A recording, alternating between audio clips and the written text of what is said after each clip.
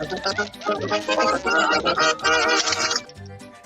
my way back up to the camera here. Here we go. Llama stage for Kim. Here you go.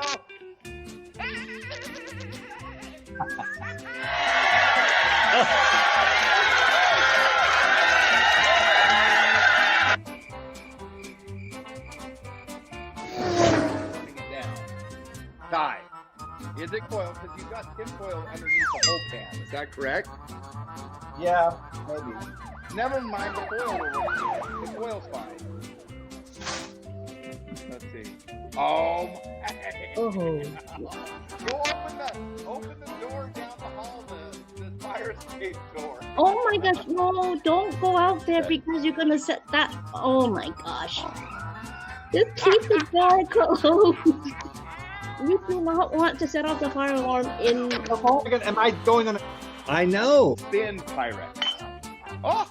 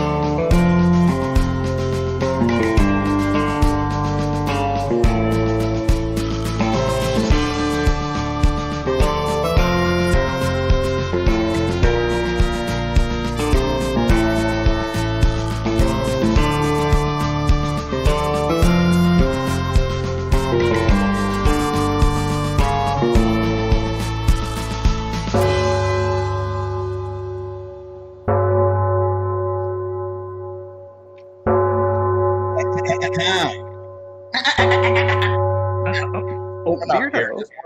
Hello, is anybody out there? Hello, hey guys, how's it going? Welcome to beautiful Southwest Utah. How is everybody? Tim, how's it going, guys? Good to see you. Look what we've got here. What do we have over here on this side of the screen? Oh, well, guys, I'm at work right now. This is the theater. You work? It's hard to believe, I know. I'm going to zoom in because people are working in here. See these people back here. It looks like they're playing. They're playing patty cake. Yes. So look, there's my piano, and look, there is. We have a big live stream tomorrow night. So this is like all very fancy. Look, 3 camera setup. Wow. Blaine, we should do a Beardo Weirdo in here. Yes, indeed, I agree. So what you're telling me is now that that's your piano, how are you going to put that one in your car too with all the damn Pyrex that you have? Oh, Mandel, thanks for the Fly Award. I will figure that out. No problem. If I can fit your accordion with all that Pyrex on the way up here, I'm certain I can deal with the piano. Fold it up. Yes. That'll just go right on top of the car, right on top of the roof. That's what I'm thinking is going to happen, right? Exactly right. Hold exactly. Yes, well, cool. So I'm going to walk to my car. Up to today? Well, here we go. I've been working for hours and hours. I had 2 performances today. And now I'm going to show you all kind of my pathway here. So here are there are the cameras, Beardo. Wow. There's my little that's your little nook. And this actually lowers, and so I go down this. So when they get tired of you, they lower you down, kind of like this. You guys watch. It's that easy with the push of a button. You guys, Weirdo is gone. Oh. They can do that in real life too. Oh my hell. And look, I have my own cue light. When that goes on and then off again, that's my cue to start. Mark, how's it going? Hey, Oh, my Mark. Lord. And Blaine, this is what I wanted to show you. Look at the puff on that microphone. Like, I think you need mic. this microphone. I think I you need it. that mic. Yes, We need sweet. it. How's it going? Dina D's in the house. Sue, Darby, and Tim. So good to see everybody on a beautiful Tuesday evening. You guys, what you're looking at here is OLO. It's not LOL. There's nothing laughable about this. This is OLO, Ohio Light Opera, behind the scenes, exclusive right here on HAPS. You guys, this is a world famous, world class theater company, right? Look at this, Blaine. Say. Yes. Have you ever been backstage? Look, there's the fire curtain for the if they're right. Oh, did we lose him? Oh, he's back. And here are all the look, and here's the stage piano. This is one of the props. Amazing. Amazing. Look, so someone sits here during one of our shows and has. So that's how Piano Man gets away with it right there. That's his actual piano. I love seeing you on my screen from. Look at that. Amazing. Hey, no problem, Mark. I completely understand. There is Piano Man's piano, you guys. That's how he gets away with everything that he does on this broadcast. You guys, he's feeding us full of nothing but pre-recorded music. That's what we get from this lesson here. Well, look at that little map. There's your. Is that your bust? That is your bust. That is. Yes. Look, that that would fit me. That would be great. Yes. Beardo. My goodness. No, Lenny, it's OLO, not LOL. Now. It's OLO. Now. OLO, yes. Backstage view. That's right. So, guys, welcome. It's Ohio. Look, I'm in a suit. Like, what is going on? What? I don't know. Oh, you guys, see, that's the service in Ohio, too. I think it's coming in and out, in and out. He's probably disconnecting from their Wi-Fi right now. He's been connected to the Wi-Fi all day. And now we are getting the cell service. There he is. It's back up and running. Mark, it's so good to have you here. For those of you, everybody knows Mark. Everybody knows Mark. Hello. So good to see you, Mark. Yes, and Pete's in the house. There's Mom. Well, Piano Man, you are just Brenda. And we're glad that you're here for the Beardo and Weirdo show for as long as you can be. Anyways, we're going to see a little bit of Booster as he drives his commute home. And it wouldn't be, guys, it wouldn't be a Beardo Weirdo without some Pyrex in my car. And Blaine, I think you have missed seeing this Pyrex. Yes, I have not seen any of that. Wow, look at that. Beautiful. I got a 3 casserole set, and she left with perfect lids, and she left the price right there on top. Look at that. Amazing. Great deal. Great deal. Wow. What it would be like to have all the money in the world, buy as much Pyrex as you want. You guys, I'm still trying to figure out what that would feel like. This is my little summer job, and I took this job to support my Pyrex addiction, right? So that's good. Not mad about that. Tim, you guys, I owe Tim the biggest apology. Like, Tim, how is your Blaine? I want to ask Tim something. Tim, this is your Tim's fridgies. These are new refrigerator. Oh, these are Tim's, and I need to get them shipped off. Tim, I really apologize, you guys. Tim needs these as soon as possible. I had like 8 people want these, and Tim was the first one, and I have not even got them shipped off. I'm going to get them shipped off very soon. Tim, I promise you, it will happen. It will happen. It is a holiday in Utah this week. Hence why I'm wearing everything Utah. Oh, but that's every day. It is a holiday. It is a holiday here. So, does anybody know besides Piano Man what holiday it is in Utah? It is one of the biggest holidays that we celebrate here. Honestly, it's bigger than the 4th of July. It really is. Mark! Oh my word, Mark did it. He did it, you guys. Mark did it. Let's see if I can pull that up. Here we go. Oh, Rita!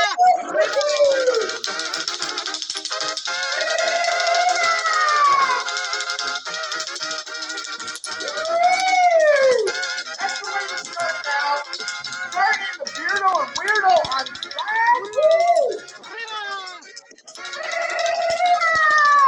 We got to get up. Okay, I have to try to do this on my own. Stop this. Here we go. It is Llama State time. For those of you that don't know what this is all about, that is the bonus round right here on the Beardo Weirdo Show. The Llama State triggers that. We go over the top, under the bottom. Rita! All about the tongue. Llama State! Woo! Mark, thank you for that Llama Award. We do appreciate that. Starting things off right. Mark's like, enough of the Pyrex. Let's get on with the show. Let's get on with the show, right? That's what was happening. Yes. We understand. Anytime you guys want to trigger that bonus award, give that Llama Stay award, and off we go. No matter what we're doing, where we're at, it'll happen. It'll happen. Okay, back to Utah. Did anybody say what it was? Usually it's the 24th of July, though. Yes? Okay. So we have somebody. Cowbell. Thank you, Mark. Becky knows what it is. Becky knows what it is. What is it called? Let's see. Did I miss it? It's Llama Day Day. It's not Llama Day, but it should be, right? It is Pioneer It should something. be Llama Day, yes. It is Pioneer something. Becky has got it correct. Let me present this on screen right here. It is Pioneer Day in the state of Utah, and let me tell you what that is, okay? So it is like a second 4th of July. We have fireworks, we have parades, we have picnics, everything summer again. There's rodeos and horse races and games on the parks and water this and water that, even though we don't have a lot of water in the desert. There's still water, although right now, you guys, we are getting hit so bad with monsoons. We have flash floods every single day. We've had terrible flash floods here in Southwest Utah every single day. So it's Pioneer Day.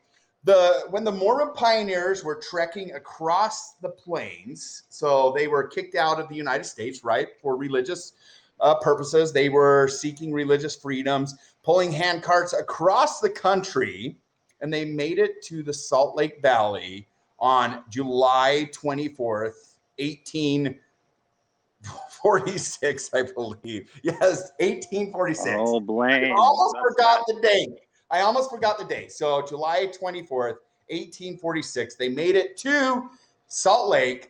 Brigham Young put a cane in the ground and said, this is the place. This is where I had a vision. 1847. Yes, Becky. I knew I was 1 year off, Becky. Thank you. Days of 47. 1847.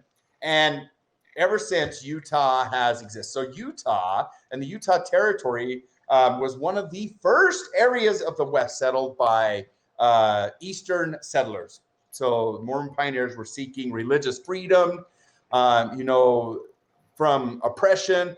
Do you guys realize that it was legal to kill a Mormon in several states back in the 1800s? How crazy is that? And in fact, Missouri just took it off the books in the 1970s, that you couldn't kill a Mormon anymore. So anyways, my ancestors and several other people's ancestors pulled hand carts across the plains seeking religious freedom back in the day in the 1800s, 1847, and they landed in the great state of Utah. Of course, Utah looked a little different than it does now. It was huge. It was huge, the Utah Territory.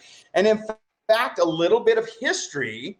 Can anybody tell me what the very first name of this state was?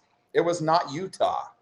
Can anybody tell me what the first name of this state was? Anybody? It's illegal to spit on the sidewalks here, right, Aunt B? Yes, yes. So Utah was not always called Utah. What was it called? What was the very first name of Utah? So, yes, Chris, you can't say. You can't say. Oh, Lamata, Mark, I love it. I give Yes, it away. If I had my way, that's what I'd name it. Piano Man, are you trying to say something? You're breaking up just a little bit. Tell us again. Oh, I said Deseret. Oh, You guessed it. Yes, you guys. It was named Deseret. Is it Deseret? Yes, it was. Oh, Deseret. yes. I think I went to school with a Deseret. You went to school with a Deseret?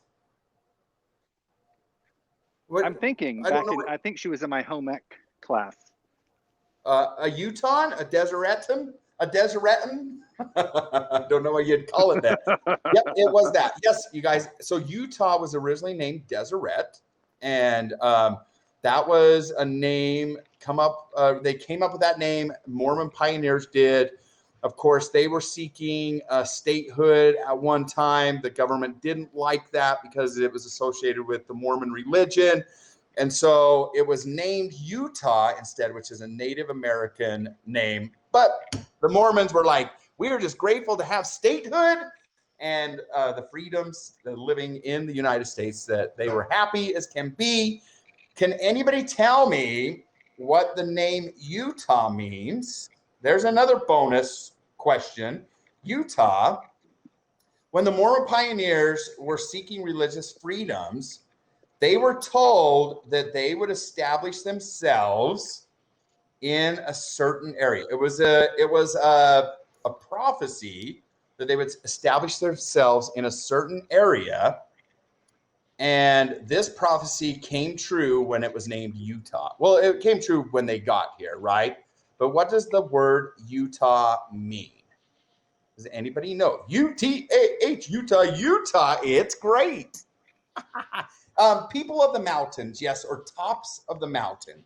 Tops of the mountain. So it was prophesied that they would settle in the tops of the mountains, and they did not realize the meaning of Utah until later on, after it was named Utah, but it was a Native American word that meant people of the mountains or the tops of the mountains. So how cool is that? So Utah collectively, here's another cool fact for you. Utah collectively is the highest elevated state in the United States of America. What that means is if you were to take everything, all of the mountains, all of the dirt and everything, and you were to put it in this beautiful Pyrex pan and smash it all down, it would have the collective highest elevated area of any other state in the United States. Pretty crazy, right? So smash all the mountains down. It would fill this beautiful Pyrex pan up. So like Colorado, everything else, they would not have as much dirt as Utah. So the lowest elevated spot in Utah is just barely under 2,000 feet, right? No, Mandel. So Colorado has higher peaks than Utah, but if you were to take collective elevation and put it in and smash it down, it would be the highest elevated. Hence, Utah's motto. Does anybody know what Utah's motto is? What's Utah's motto?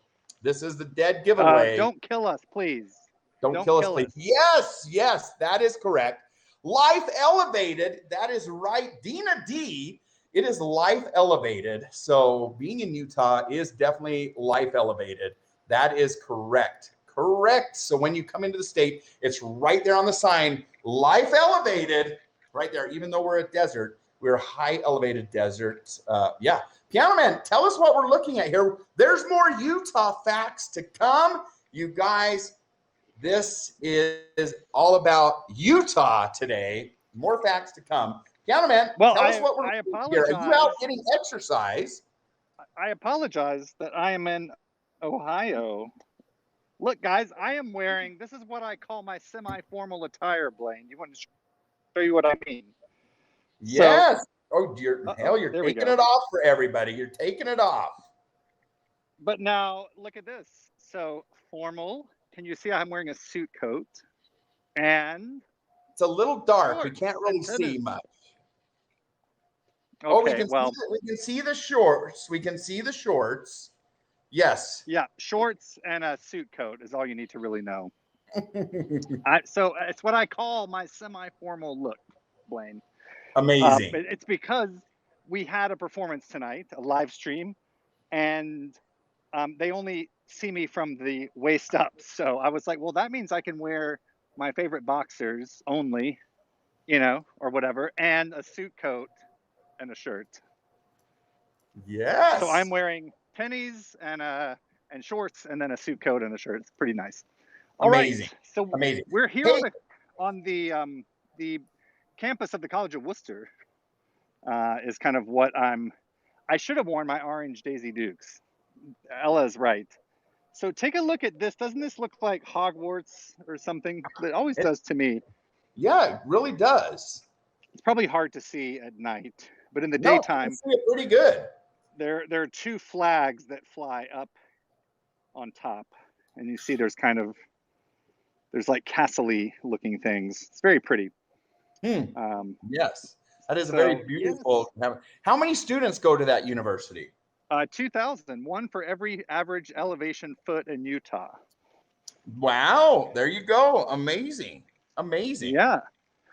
Yes. Panties and sport coats, says Andrew. Yes. Andrew. Guys, this is a dead-end street, and I don't know why this car is pulling in here, but I don't like it.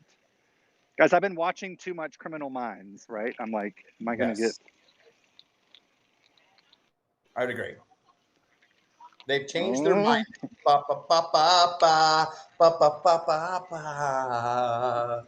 Pepsi Cola. Cruising for a bruising. Jump in, just enjoy the ride. Stay for a while. The joy of fun, the joy of cola, joy of Pepsi on your tongue.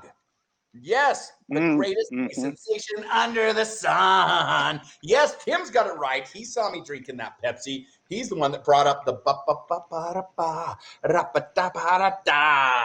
Tim, wait, Tim drinks Coke, though. We already talked about Tim this. is now converted to Pepsi. No, anyways, Tim. Real quick, while Piano Man's showing us that, look at this. What do you guys think?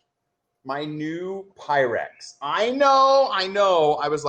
I was mocking Piano Man for his Pyrex. Well, it must be nice to have all this money to buy Pyrex. Look at this. All those llama awards. Very rare or hard to find Pyrex here. Piano Man, what year quiz does this Pyrex 1957. 1957. It is needlepoint, is what it's called.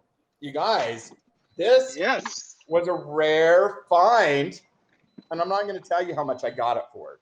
I'm not going to tell you how much I ended up getting. Okay, I am going to tell you how much I got it for. $20. $20. Guys, and these go for $100. $100. I got it for $20. $20, which is incredible. Okay, are you ready? Utah fact. Here's a Utah fact in between something else that I'm going to show you. Because the 24th of July is here, we are celebrating Utah and basically like Founders Day. Here's an interesting fact. I've mentioned this many times on the broadcast before, but the largest and heaviest organism on the face of the earth is found right here in this great state of Utah. Can somebody tell me what it is? Can somebody tell me what it is? Bart, it is not me. I thought we weren't going to show those parts. Lord have mercy. And then, Mandela, it could be my beard, right? Beardo weirdo. The aspen tree. Yes, Becky coming in with the first correct answer. It is the quaking aspen. Did you guys know that? Some of you may not have known that. But the largest living organism, it's not a whale. It's not a whale. It's not anything else. It's a tree. It is a tree. Oh, well, and you mean like did you get water out of? Oh, whatever. It is the quaking aspen, and that's what it looks like right there. That's what it looks like in the fall, anyways, when it starts to change colors. That is called, bonus points for anybody that can name it, Share's got it. It is called Pando. Now, Share, if you played like this on Piano Man's broadcast, you'd be a winner. So, but Share's got it. It's called Pando. Pando is the largest organism on the face of the earth. And listen, here's some interesting facts. It's not about Shamu. But I like that they start with I know. consonants and end with a vowel and are 5 letters. I know, right? It's Shamu, crazy. Pando. So how an aspen tree works, it's a root system, right? So all of those little things that are shooting up that look like trees, those are actually little sprouts or roots that go up in the air that form a tree. So the majority of the tree is underneath the earth. But here's some interesting facts. So it's found in the Fish Lake National Forest, which is only about an hour and a half from here, is made up of, get this, 47,000 genetically identical trees that share a single root system. In addition to being notably massive, are you guys ready? It's also among the oldest organisms on Earth. It's been alive for more than blank years. How many years do you think 10.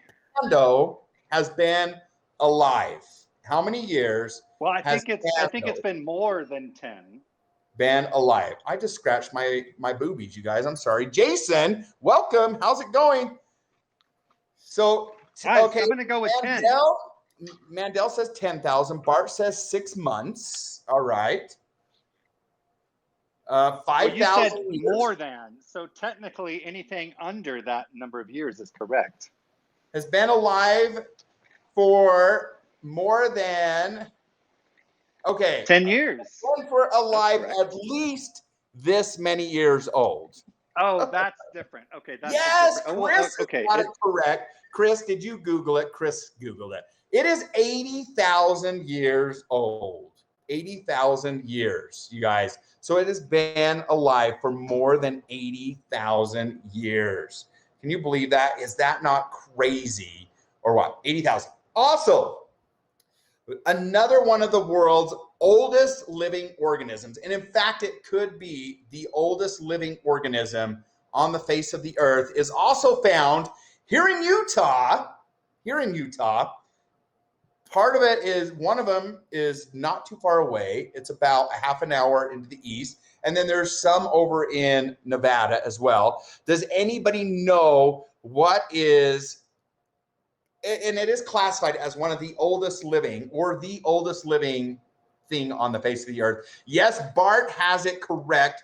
It is the bristlecone pine tree. The bristlecone pine is also found right here in the state of Utah. So we have the largest living organism, which is my beard, right? My beard.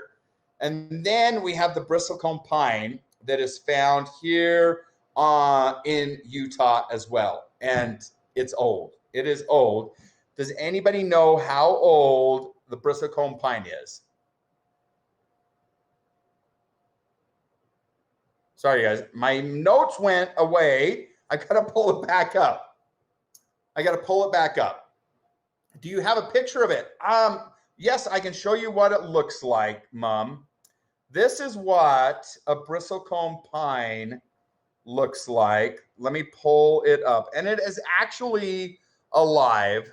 So, yep. So a single bristlecone pine has been classified to be 5,000 years old, a single one.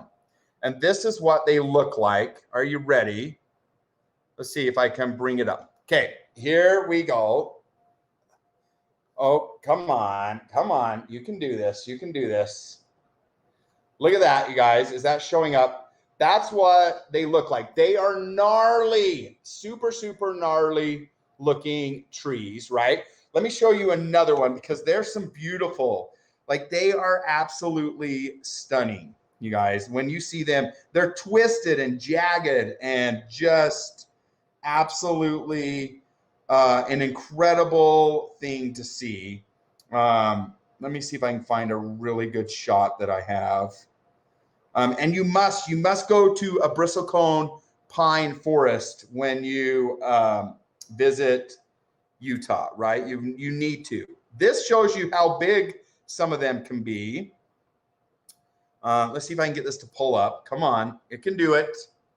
They are gnarly, very, very gnarly, gnarly, gnarly trees. Okay, this is This has people standing next to one. So you can see how big they are, right? So there they are. That's somebody standing next to a bristlecone pine right there. So that's how big they can be. Super, super incredible. You showed us a tree with an underground root system somewhere. Yes, that was at Brian Head. Wow, cool. Gnarly expression. Beardo, we also have the biggest pinyon pine forest in the world, 2-needle pinyon pine in the Book Cliffs. So, Chris, that is something new that I learned from you. Awesome. Awesome. Thank you for that bit of information, Chris. That is awesome. And you guys, yes, it is going to be about Utah today because we are celebrating Pioneer Day, or it's kind of like Utah's Founders Day. Even though Utah became a state in January, we celebrate big time on the 24th of July. On the 24th of July. Okay, before Beardo bumps back in, where's the sheep? Yeah, we do have a lot of sheep too. Before Beardo comes back in, let me show you guys another cool find that I have. Okay, I found some cool things. You guys, look at this. I found the woodland Frigiset. Look how incredible, you guys. You don't see a lot of woodland Frigisets, right? This one is beautiful. It's beautiful. I think over 750 square miles. That's incredible. So there is my woodland Frigiset. Pretty awesome, right? So it's got the tan.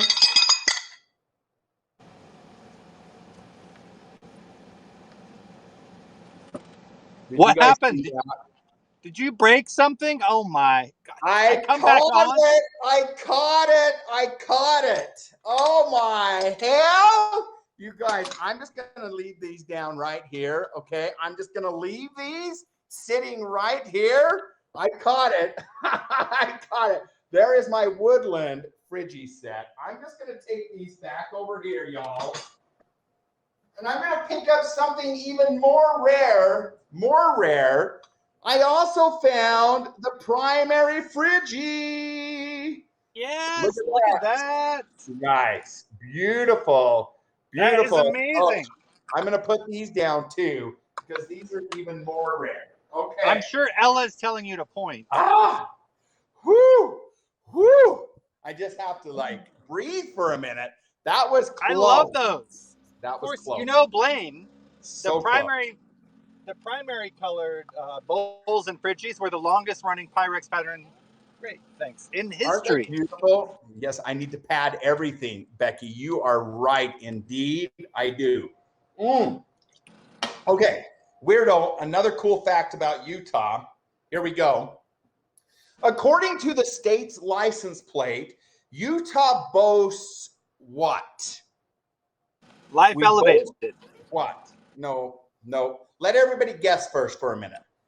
So, yes, Life Elevated is on the license plate as well. But what else do we boast? And it also has been scientifically studied and proven to be one of the greatest things. Yes, Becky's got it correct. It is the greatest snow on Earth. Greatest snow on Earth. Yes. Wow. It is indeed the greatest snow on Earth. And this claim is based around the notion that the snow is supposedly lighter and drier than what's found in other states or around the world, which lends itself well to deep powdered skiing.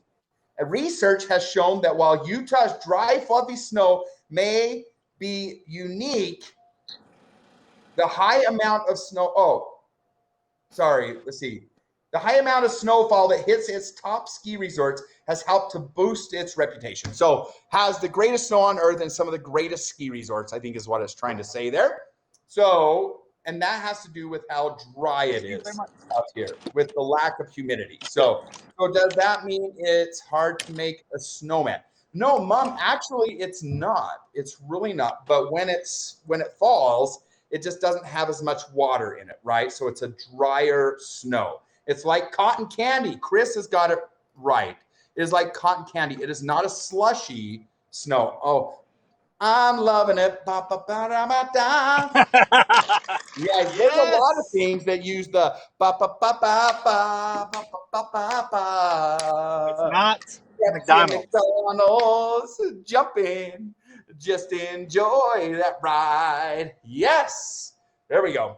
These facts have been verified by Utah State Tourism Board. That is correct. That is correct. Okay, one more fact. Here we go. Here we go.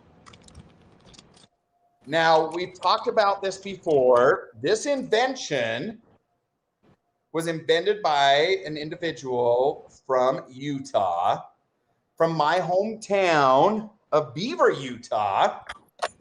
We all have one. Ooh, water. Water was in invented. our home right now.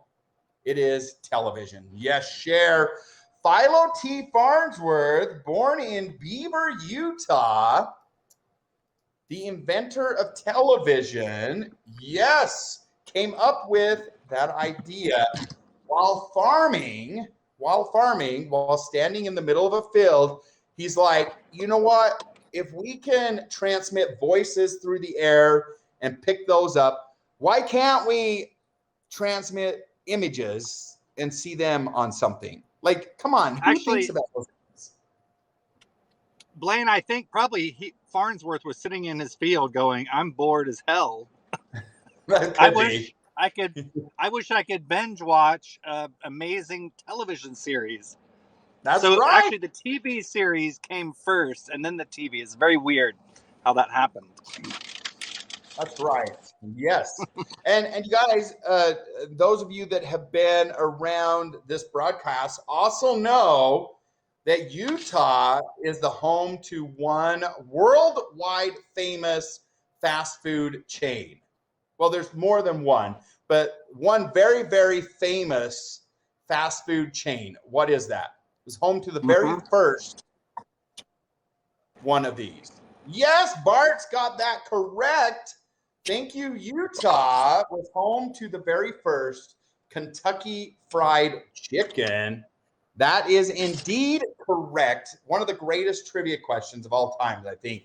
Where was KFC first started? 99.99999% of everybody's like, Kentucky, come on, Kentucky. But it was started in Utah. In Utah, yes. Colonel Sanders was from Kentucky, but it all began and came together in Utah. Crazy, right? I mean, it makes sense. Yes, it does. A&W, Alice, and Wilbur. Yes, Becky. Becky knows her stuff. Cool. Okay, here we go. In 1869, another very famous and important thing happened in the state of Utah that was so crucial to the development of this country and the world that it changed everything when it was completed. What was it? 1869, state of Utah. It's now a National Historic Site in Utah. Becky again comes in with the very first correct answer. This was on Utah's quarter when they came out with those state quarters. The Golden Spike. Yes, the Golden Spike is absolutely correct. What that is the Union Pacific and the, what are the two railroads? You guys, I can't even remember now. The two railroads, the Neptune and the Jupiter, one coming from the east and one coming from the west, they met in Utah and they were completed at Golden Spike. They call it Golden Spike National Historic Site now. They drove that Golden Spike in to complete the railroad, and voila, goods could be moved across the United States. People could travel the United States. That all ended and began right here in the great state of Utah, the Central. Okay, Central. Craig, you've got that correct. So that is actually just north of the Great Salt Lake. And here's a surprising fact. I've never been there. I've never been to that site. So I need to go there sometime. So in 1869, the nation's first transcontinental railroad was completed at Promontory Point, Utah. Constructed on the project began in Sacramento to the west and Omaha, Nebraska to the east, and it took 7 years to build. Yep, we do have in and outs. Yes, that's right. So it took 7 years to build that railroad. So you can tell where the flat areas work, right? They made it from Omaha a little bit further than they made it from California to this area. They had to go over the mountains. Okay, here's another trivia question. Well, Utah is home to the Bonneville Salt Flats. I don't know how to make that into a trivia questions, except for this. What record was broke at the Bonneville Salt Flats in 1964? Do you guys know what that is? There was a record broke there. Was any speed record? Yes, speed record, land speed record was broke. The longest continuous record was broke on the Bonneville Salt Flats. Yes, that is correct. It's about 30,000 acres of desolate, densely packed salt. It's flat and smooth terrain, makes it a popular destination for speed-seeking land racers. So, yes, indeed. When he lost control, let's see, Norman Craig Breedlove broke the record for longest continuous tire skid as well. Would you guys know that? The longest continuous tire skid when he lost control of his jet-powered Spirit of America on the flats. The resulting skid marks stretched how far? How far do you think those skid marks? Now, we're not talking about the skid marks in Piano Man's underwear or Weirdo's underwear. We're talking about actual skid marks out on the Bonneville Salt Flats. How far do you think those went? Cher says 1 mile. Cher, oh, he comes in to defend himself, you guys. Beardo. 500 Beardo, did I hear you talking about your skid marks? Oh my Lord! Well, let me tell you, my friend Vince here is having none of that. He's none of it. Yes, skid marks in your underwear, right there. Yes, indeed. Okay, here's a question for him. Okay, so there was a land record set on the Bonneville Salt Flats. Of course, the fastest land record in history took place on the Bonneville Salt Flats, but there's another one that took place on the Bonneville Salt Flats. It was made by Norman Craig Breedlove. He broke the record for the longest continuous tire skid. How long were those skid marks? What's your guesses? Both of you. A couple miles. I can't. I have to have a number. I'm going to go with 2.3 miles. 2.3 miles. Okay. Now, how about you? Like, what's his name again? This is Vince. You met him briefly the other day. Vince. Yes, Vince. Yes. How about you, Vince? How many miles would you say?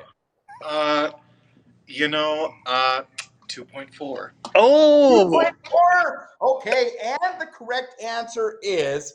Craig's got the correct answer. 6 miles. 6 miles of skid marks. That's a big pair of underwear, Blaine. Yeah, I think yours were about 7 miles, right? 7 miles? Yes, you guys. 6 miles long. Think about how fast he had to be going to get 6 miles. Well, think about how that felt when he was skidding 6 miles. Now, were you eating Mexican food, Italian food? What were you eating? That's the question. And was it baked in Pyrex, right? Yes, but it was cooked in Pyrex for sure. It was, right? But hey. Oh, my Lord. Oh, I almost broke Blaine, that. I had to come in because I was sitting here talking to my friend Vince, and I hear Wilson and skid marks, and I had to come defend myself. That's all right. That's all right. Yep. And welcome to our glorious dorm. Yes, incredible. And wait until I tell you guys more about Piano Man as soon as he drops down off again. If that's what it takes to get him in here, we'll do it. We'll do it. Do you notice what this billboard says? It says it's Corona time. Does Corona that kind of feel time. like a little bit like it's not hitting? It's like it's not Wow. treating it. Live it up. Live it up. Yeah. Yeah. Right? Yeah. Corona. Exactly. Corona. Corona. All right. Corona. Rona. Blaine and everyone, yes. I will see you postprandially. I'm starving. So thanks to Vince for stopping by for a second. Indeed. And we'll see you soon, Beardo. Hey, we'll see you in just a little bit. Okay, right. You guys. Speaking of Pioneer Day, right, here in the state of Utah, we were talking about Brigham Young making his way into the state. So Brigham Young's home is called the Lion House here in Utah. It's up by Temple Square in downtown Salt Lake. It is now a beautiful restaurant. They make homemade everything, delicious stuff. Has anybody eaten at the Lion House? I'm just curious. I know Louise has. When she visited me here in the state of Utah, she ate at the Lion's House. Everything deliciously homemade, beautiful, delicious. And in honor of that, I'm going to be making one of my favorite treats from the Lion House. So good. I have lots of times. Becky says, you guys, if you're ever visiting Salt Lake City, Utah, go to Brigham Young's home and eat at the Lion House. It's delicious. You'll like it. Chris has got it. My favorite is the blueberry muffins. So this is the Lion House. Since 1856, blueberry muffins. I'll tell you what, you get a good muffin top with these, you guys. There's nothing better than a decent, large muffin top. It's all about that muffin top, you guys. That's what it is. On the back, there is the man himself, Brigham Young. Yes, he did have lots of wives, right? There he is. There he is. Brigham Young. Let me read this to you guys. He was a prophet, second prophet of the Mormon church, right? Since 1855, many warm traditions have been created in the historic Lion House. When the house was first built, 75 people resided there. 75. 75. All right.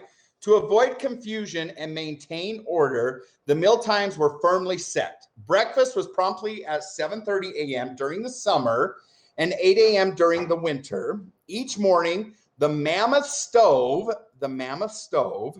right, was heated with the allotted coal for the morning's breakfast. Among the food items cooked for breakfast were selected similar to these blueberry muffins. Now you can make these delicious blueberry muffins part of your tradition, whether it be for breakfast on summer mornings or with a bowl of soup on a cold wintry night. They'll sure warm your soul. There we go, you guys. We are going to make blueberry muffins in none other than Pyrex. Do I dare hold my Woodland Cinderella Bowl Pyrex? And look at my new mixer that I got. I finally got a non-metal whisk, you guys. Congratulations, right? Seriously. He looks to be sitting there watching his multiple wives make his muffins. He could be. And now you know polygamy has been not part of the Mormon religion since the latter 1800s. So a long time ago, right? And only like 10% of Mormons practiced it when they did. So anyways, we are going to make that in honor of Pioneer Day. Let me get this oven going, 375. You guys, I think these are actually available for sale on the internet. They are delicious, you guys. And another incredible thing that you can pick up there is the hot chocolate. They use old covered wagon beds for tables, says Becky. Becky has been there several times. Becky, what are you doing right now? Would you like to come up and tell us about your experience at the Lion House? You are welcome if you would like to, because you've been there before. 10% of the men, but 80% of the women. Bart, I like the way you think. Okay, let's see what we need here, you guys. So we have the pre-made muffin mix, right? And it's, of course, it's not going to be anything like the original back in the day, but hey, it's going to be better than nothing. But I believe it's still on the books, isn't it? Polygamy. But I believe it's still on the books. Cher, I'm not sure what you mean by that. Okay, here we go. There goes the muffin. Oh my hell! You guys, look who it is. Man sakes alive. I have missed Barb. Oh my hell, Barb. We can officially come and see you in August now, right? Barb in Niagara. I used to say Barb in Nigeria, right? Because I kept getting it mixed up. But Barb in Niagara is here. She is alive and doing well. So good to see you, Barb. So good to have you here. Okay, you guys, we've got that warmed up to 3. So we set the oven to 375. Barb, we are making blueberry muffins in your honor now. You guys, it's been a while. Everybody say hi to Barb. Barb, you've missed so much. We've got our Pyrex out. I don't know if you've been following along, but we got our Pyrex out. We're going to be making blueberry muffins. Here we go. We need 1 cup of water. This is how easy it is. Oh my word, you guys, all the way from Tokyo. Oh my word, you guys, all the way from Becky. So Becky, you're going to have to mute one of your devices. Oh, there we go. There we go. Becky. So Becky. Okay, Becky, I think one of your devices. Let's see. There we go. Are you there? Yes, I'm here. Your device. Okay, let's see. I'm getting so there we go. Let's see if we can get that feedback muted. There we go. There we go. Becky, how's it going over there in Tokyo? Speaking of Tokyo. Oh, wait, no, we're still getting feedback. Becky. Okay, Becky, I think one of your devices. Let's see. There. Okay, so one of their devices is getting feedback. Let's see if we can fix that somehow. There we go. Let's see. Are you on your computer and your phone? There we go. There we go. Becky, how's it going over there in Tokyo? It's good. It's really good. Okay. There you are. There you are. Okay. I think that nope, maybe. You're gonna have to turn one of your devices down, maybe. Oh. Okay, Becky, I don't have anyone okay, so on. one of their devices is getting feedback. We'll go out and try to come back in. How about that? Let's see. Are you on your computer and your phone? Go. There we go. Becky, how's it going? You guys, let's see if we can get Becky figured out here. She's going to come in and talk about, okay, Becky, I'm going to send you another invite right now. Let's see real quick. She's going to come back and tell you guys about Too Pretty to Use. Barb, oh Barb, you have no, look at my my butter print up here. Can you see that up on the top? Maybe you can't, but I have butter print up here as well. We've got Pyrex coming out of our ears, but this is my workhorse ones right here. So Becky, turn off the volume on one of your devices. So try to come back in, Becky, if you can. Hopefully you can. We'll see what happens. So I'm going to add a cup of water to our muffins, you guys. Let's get this going here. It's all about Utah today. Buy me a drink, Craig. Oh my word. Thank you so much, Craig, for the award. I do appreciate that. We need a 4th cup of oil, right? You guys, I don't have vegetable oil. I'm going to use canola oil real quick. Let's do that. Craig, I do appreciate that. Barb, how's things been in Canada? Hopefully you're doing well. And it's so good to have you over here visiting for a bit. We need a 4th cup of oil. Oh, what if I did a little more than a 4th? Oops, that's okay. I'm so excited Barb's here that I overspilt, you guys. I overcompensated on the oil. It's too bad it wasn't butter, you guys. If it was butter, I wouldn't worry about it. Blaine, if she has a set of headphones or earbuds, should be an easy fix for her. Yes, Tim, thank you. Becky, please try to come back in. Barb, how's things been in Canada? Hopefully you're doing well. It's okay. So good to have you over here visiting feedback for a bit. We need a 4th cup of oil. Oh, what if I have any headphones? Do you have any headphones that you can plug in, Becky? Maybe. Let's see if she can get some headphones to plug in. Blaine, if she has a set of, maybe. Let's see, you guys. There's Becky. Where hopefully we can get the sound to work because we'd love to ask her what things are like in Tokyo right now. Okay. So good to have you over here. I don't know. Becky, do you have any headphones that you could plug in to your phone? Maybe. Is your earbuds, Blaine? Is it your earbuds? Nope, I only have one device, so it shouldn't be me. Shouldn't be me at all. It sounds like there's some echo, right? There's some echo that's going on. But we'll see what happens. Let's see if Becky has got it. Okay, right, there we go. Nope. Weird, you guys. I don't know what's going on with that, but something is. Okay. Let's see. Is Becky your earbuds playing?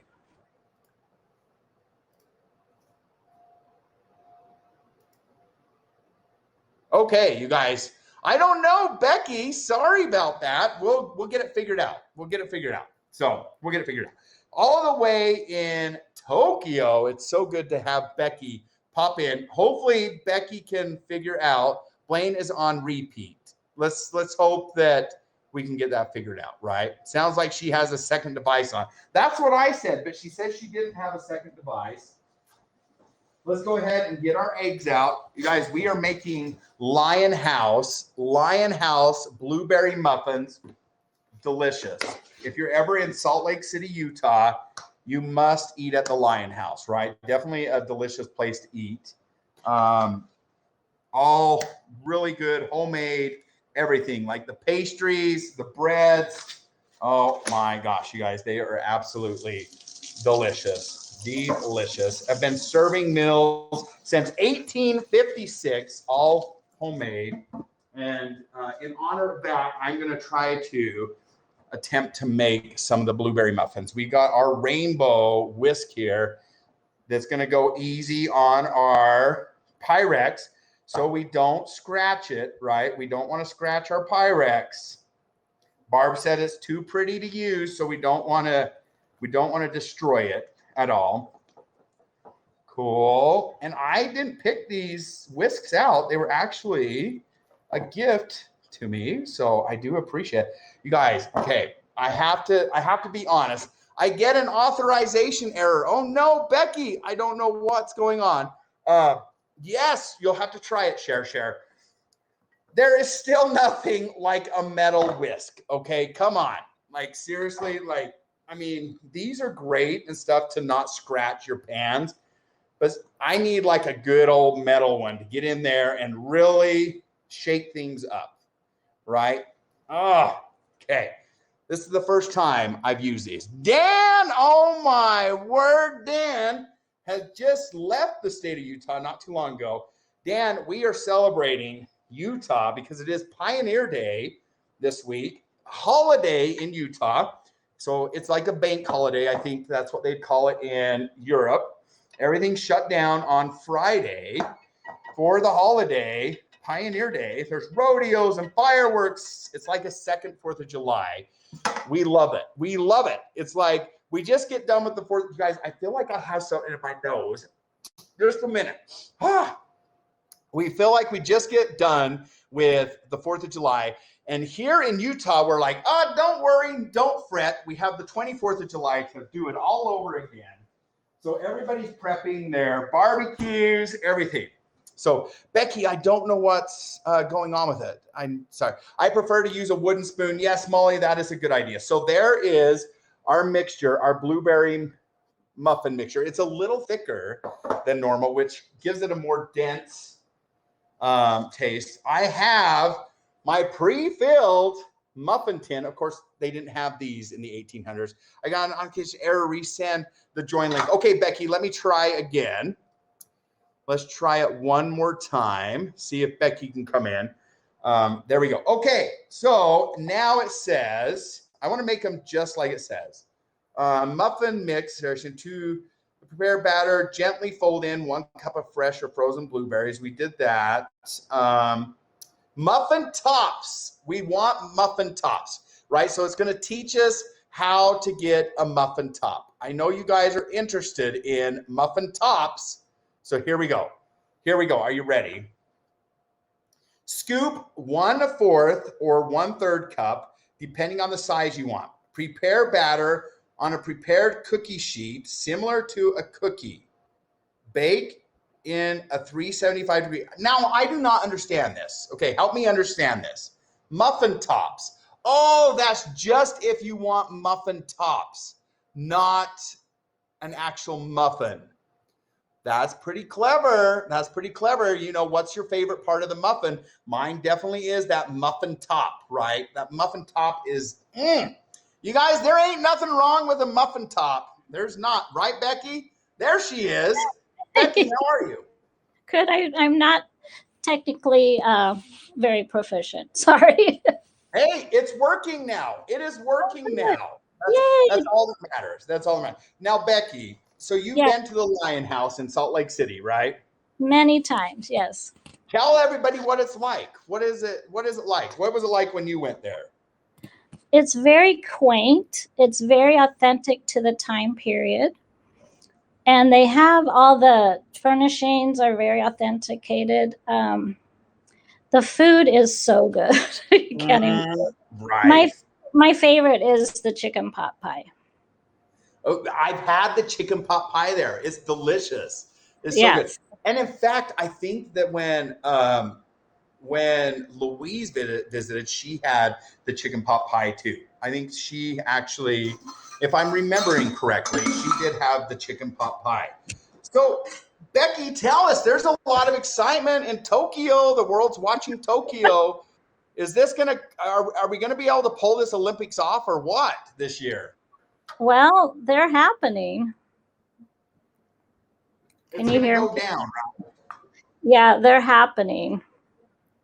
Oh, I'll tell you what, it's been pretty crazy.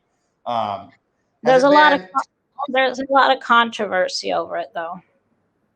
Yeah, is it okay? Now, Becky, you're a chef, a cook.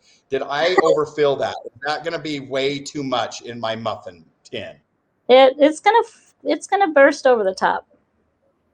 But that's what we want, right? We want a muffin top on this. Yeah, that's good. You guys, we want muffin tops. So here we go. So tell us, are people excited? What's the atmosphere like there right now?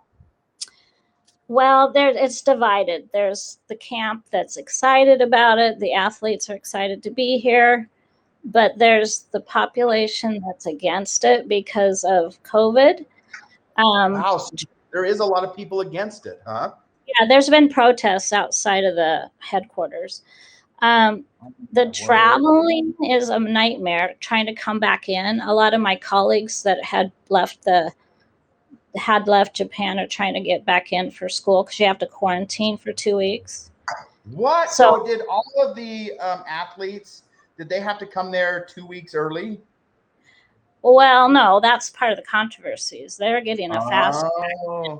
So that's also part of the controversy that, yes, some did come in early. They went to different cities around Japan to train. But some have not, and some are in quarantine because I think right now there's like 65 people that have tested for COVID that have. Oh my word! Are you kidding me? No. Wow. Wow. Yeah, and then one of the controversies is one of the Ugandan athletes. He disappeared, and he was supposed to go to Osaka, and he disappeared on a Shinkansen and went to a Ugandan community, and he wants to stay in Japan. So he's basically defected to Japan. He's seeking really unfortunate. Yeah, it's really unfortunate. Oh no! Oh no! The other thing they're fighting is it's so hot right now. It's about 104 with about 84% humidity, so it's really extreme heat. My gosh! So that's another problem that they have is the extreme heat. Oh, 104 over there, and you guys like the humidity is bad in Japan, right? Yeah, it's really high right now. It's about 84%. It's not Utah and Idaho humidity. So what you're saying, right? No, it's Georgia heat. Humidity. Oh, Georgia! Oh my word, you guys! You just have to say Georgia and humidity, and I'm running the other way. I don't care. I never knew what humidity was like until I came here. So is it worse? Have you been to Georgia in the summer? Yes, I have. I've been to Savannah. So which is worse, Georgia or Japan? I think Japan. It just is. I don't know why. It's miserable. Till about October. It'll turn off in October. Yes. So Becky, tell us, like, do you absolutely love like Japan? How's that been? You love it? It's been great. A great experience. I came about 10 years ago. Wow. And I teach at an all Catholic school. It's a boys' school. And I teach second graders, which are hilarious. All boys. Can you imagine the energy level? It's great. I've met people from all over the world. I've been really fortunate to be here. I have to say, it's been a blessing to me. That is amazing. That's really great. Do you think you'll stay there long term, or do you have plans to come back? I retire in 2 years, so I will be back in Idaho in 2 years. That's it. Oh, you're going back to the Idaho. Which part of Idaho are you from? I'm from McCall. It's on a lake, and it also has a ski resort. It's in the central mountains of Idaho. It's about 2 hours north of Boise. Beautiful. So yes, so it's I'm trying to think what other big town. So 2 hours north of Boise. Okay, so you're further up. Are you along the Oregon border? Is that where you're? Yeah, not far. It's not far from the Oregon border. Okay, yeah. There's our muffins, you guys. Let's see what kind of muffin tops we can get. Here they go. They're going to the oven for. Oh, those are great. Let's see what happens, you guys. So along with the Days of 47, you guys, not only, so Utah doesn't just celebrate Days of 47. It's kind of a Mormon holiday as well. So the Mormon religion celebrates it around the world.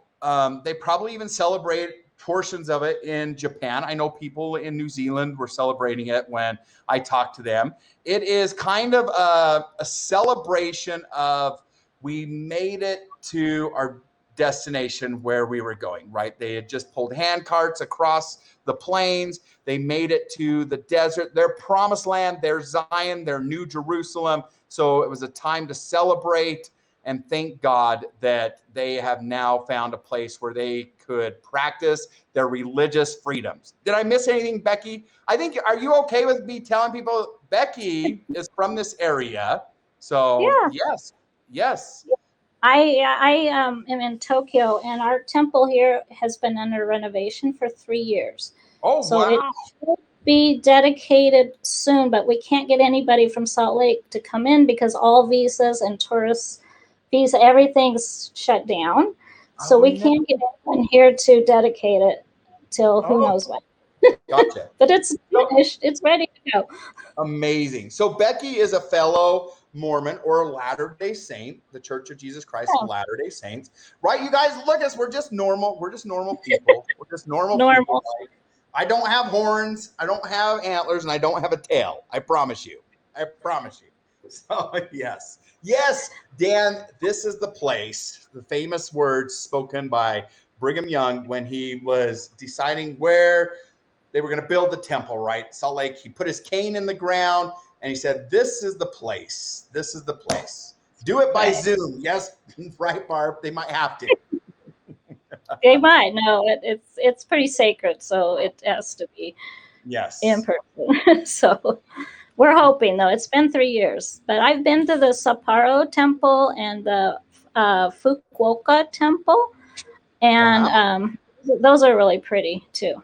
So that'll be great, and hopefully they will be able to host an open house for it, so people that will want to see what the inside of a Mormon temple looks like. You can go to these open houses. There's several new temples being built around the world. If you guys ever see one or hear about an open house, you're welcome to go in them. They're beautiful, beautiful buildings. The architecture is beautiful.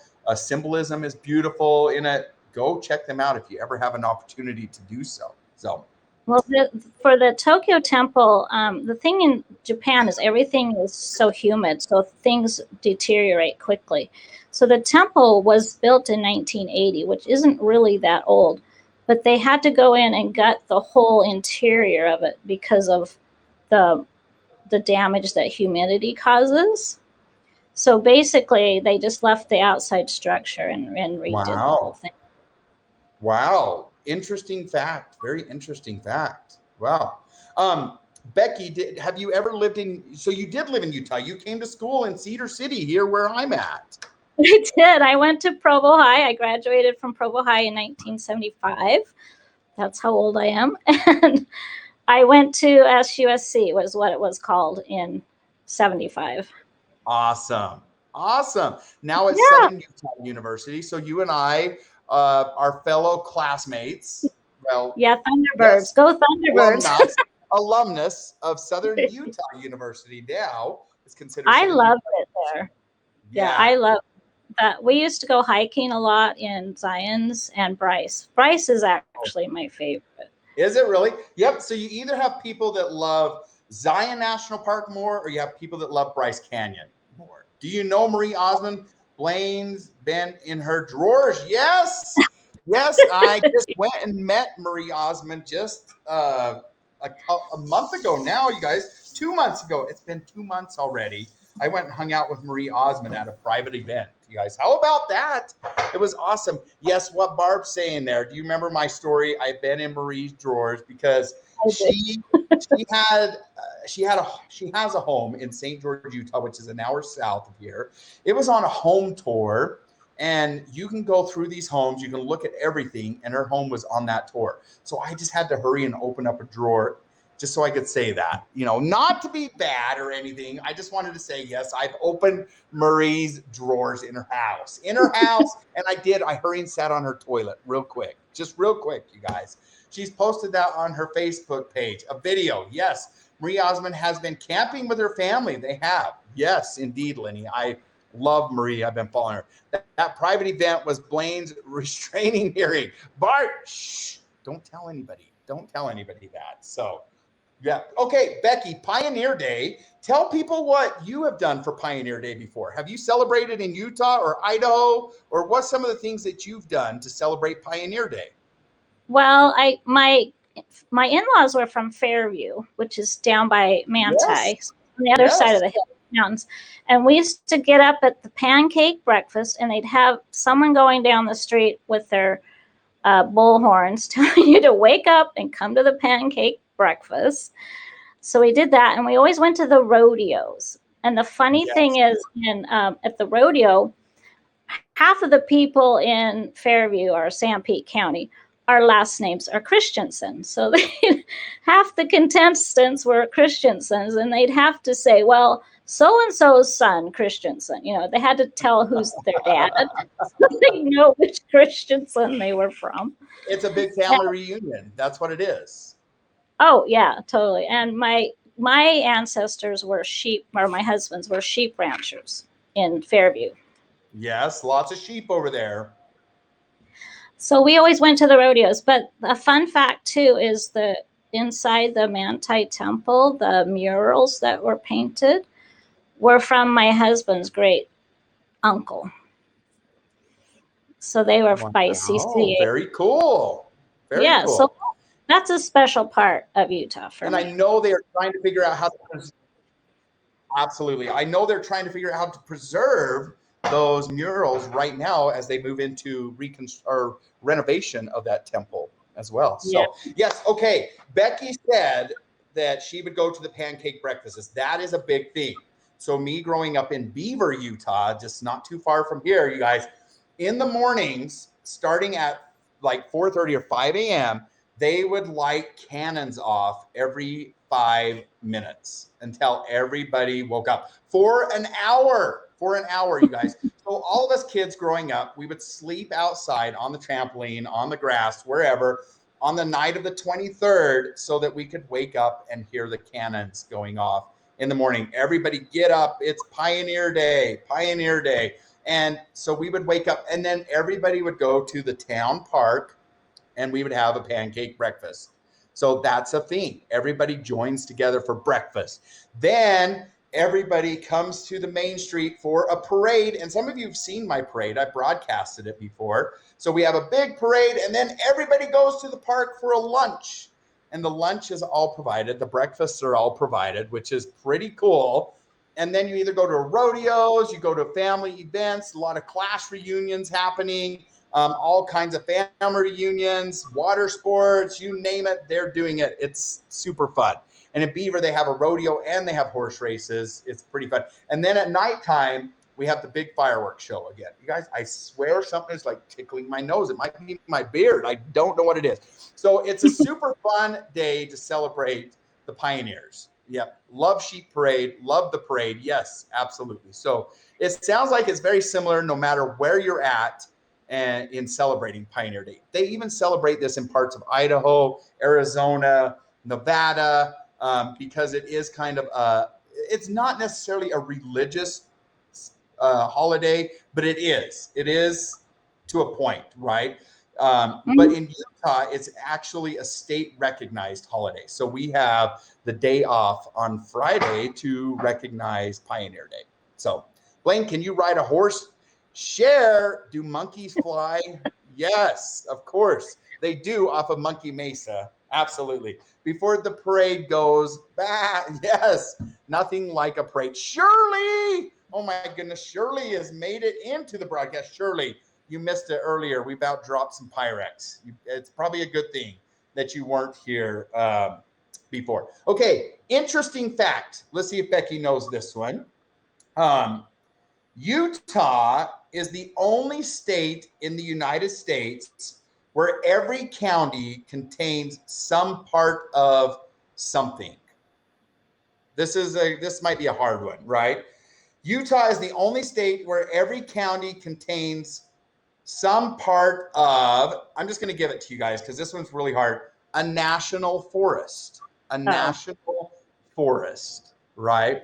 So every single county in the state of Utah contains portions of a national forest, which is incredible. You wouldn't think that Utah would be a state full of forests, but it is. We have several national forests here in the state.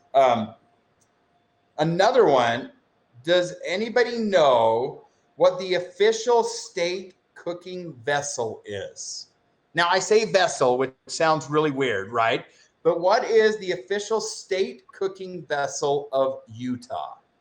Becky, could you guess what it could be? Dutch oven. Yes, Becky. Becky knows it. It's not a crock pot. It is not a crock pot. It is indeed the Dutch oven, you guys. Now, the Dutch oven is a cast iron pot, right, that is used to cook food in. A lot of Dutch ovening happens here in Utah.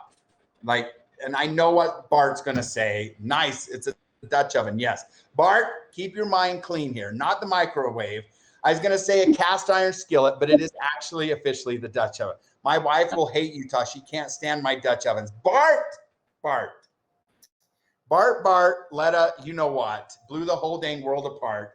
That's what it is. Yes. Okay.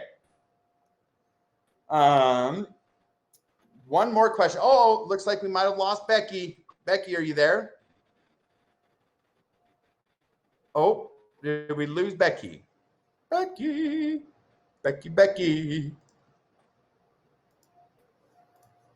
Okay, let's see. We might have lost Becky. Did we lose Becky? They are beaming her up. And just like that, Becky is gone. Becky, feel free to rejoin if you would like. So, Becky, isn't she amazing? I got so humid in Japan, the internet. Yes. Okay, let's see if she's back. Becky, there she is. Oh, maybe. Oh, there you are, Becky. You are back. You are back in. Yeah. Okay, you guys. Another famous. Yeah, my internet. Another famous toy. Oh, we lost Becky again. Another famous toy was invented in Utah. All right. I'm going to give you a couple hints of what it is. They're famous on the beach. They're fun out on any park or football field.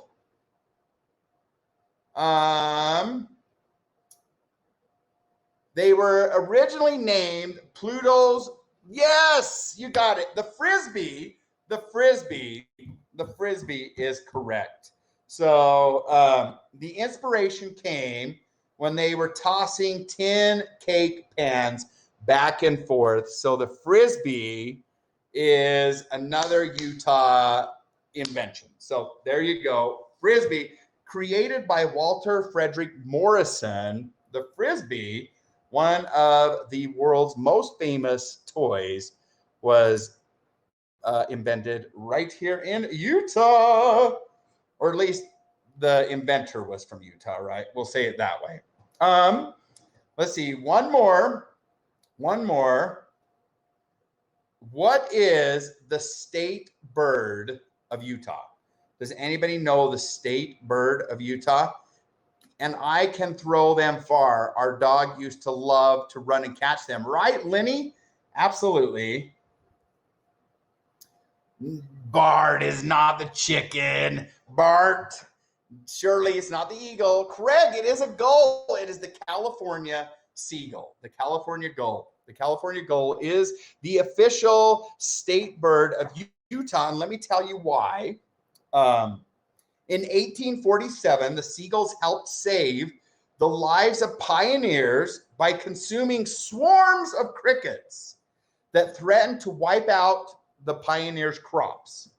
The event was dubbed the Miracle of the Gulls, and in 1913, a monument depicting two bronze seagulls perched atop a granite column was erected in Salt Lake City's Temple Square to commemorate the event. The California gull has since been adopted as Utah's official state bird. Yes. Okay, let's look at these muffin tops. Oh, you guys, it's a miracle. They are beautiful. Now, I can't remember what I put my muffins at. Do you remember? I put them for 15 minutes, right? They say they're going to take up to 20 minutes. Let me just put 2 more minutes on. We will get a toothpick out. If I can find a toothpick, you guys. Let's see. Come on, toothpicks. If I was a toothpick, where would I be? Right there. Let's check these muffins.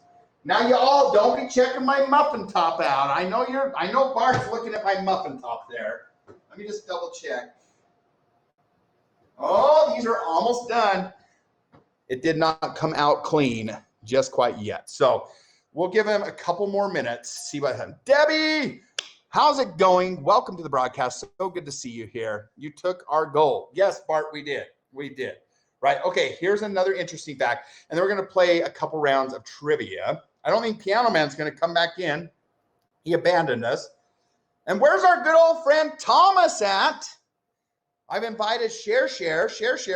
Anybody else want to pop up? You're more than welcome to pop up whenever you'd like. Okay, Utahns eat twice the amount of this over anyone else in the United States. So it says Utahns eat twice the amount of blank as the rest of the population. A popular way to consume this is to add shredded carrots to it. Becky's got it correct. It is Jell-O, but what kind of Jell-O? What kind of Jell-O is what I'm looking for? What is the most popular Jell-O here in the state of Utah? It is not pistachio. It is lime Jell-O, green lime Jell-O. Becky got it, then Dina D. Yes, Craig's got it as well. Share's got it, not strawberry, but believe it or not, it is lime Jell-O. Lime Jell-O is the most popular Jell-O flavor in Utah. Believe it or not. Okay, you guys, here comes our muffins. Look at this. Lime Jell-O, no, that reminds me of the hospital. Right, Diane? And then you put shredded carrots in it. On top of it, shredded carrots, you guys. It's incredible. You guys, I want to thank those that have given me awards tonight. Thank you so much for keeping the BWN going. Mark, Craig, Dee Dee, Hattie, Thomas and Mandel, thank you so much for the awards. I do appreciate you guys being here and giving those. All righty, here we go. Look at these. Oh, you guys, I'm going to give them one more minute. One more minute. They just don't quite have that golden, that golden look, right? That perfect golden color that we want. It just doesn't quite have that yet. It's coming. It's coming. It's almost there. Here we go. Okay. So we got the very first ever KFC one. Here's the second one. Oh my word. Look who popped in. Share. How are you this evening? One of my digital wives. It's good to see you. Hello, my sweet. We'll hear you. Yes. How's your evening going? It's going great. How cool. is yours? You scared the crap out of me when I saw you almost drop that Pyrex. I scared the crap out of myself. Can you believe that? Like, I was like, oh my gosh, do not drop it. It was like a miracle. I'm like, hurrah! Like, I used everything that I have to like save myself there. Yes, I did. I did indeed. So, okay, let me see if that gave me my golden look that I'm looking for here. Hello, Dina D. Dina D's in the house. Yes, any of you guys are welcome to come in. We're down to the last few moments of the broadcast. We'll hang out. We're going to play a little bit of trivia here in just a little bit. Okay, one more fact about Utah. One of the largest raptors ever known to exist was discovered in Utah. What was its name? Here's some facts about it, okay? It's around 18 feet long. It would have more closely resembled the raptors depicted in Jurassic Park than its measly cousins, the Velociraptor.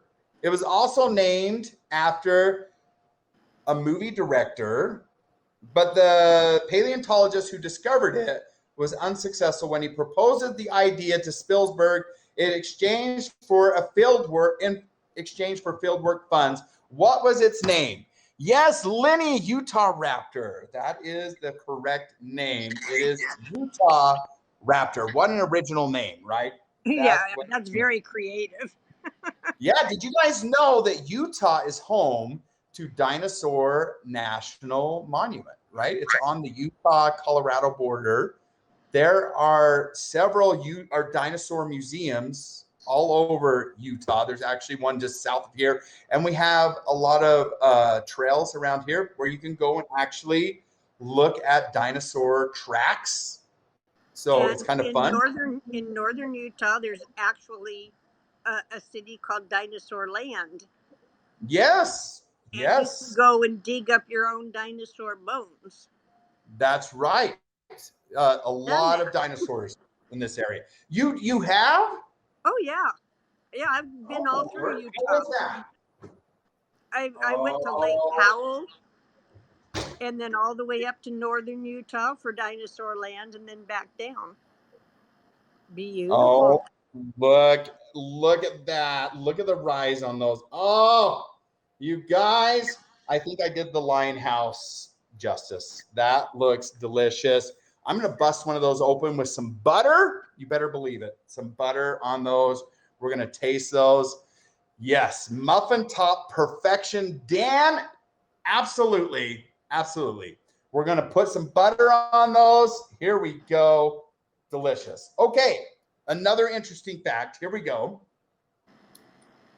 Utah's Arches National Park is known for containing how many arches? How many arches do you think are in Arches National Park? Don't Google these, you guys. Just guess. Don't Google. I'm curious what you think. How many arches are there in Arches National Park? Let me get some butter out. Thomas, how's it going? Welcome to the broadcast. Good to see you. I don't have a clue. Do you think that'll be enough butter for a muffin? Maybe. We'll see. We'll see if that's enough, you guys. Okay, so we have one, says Bart. We have 2,000. Lenny says 2,000. 126. Lots, 700. 150. 1,500 at least. IDM's a friend. No. Moo. More butter. Yes. 1,437.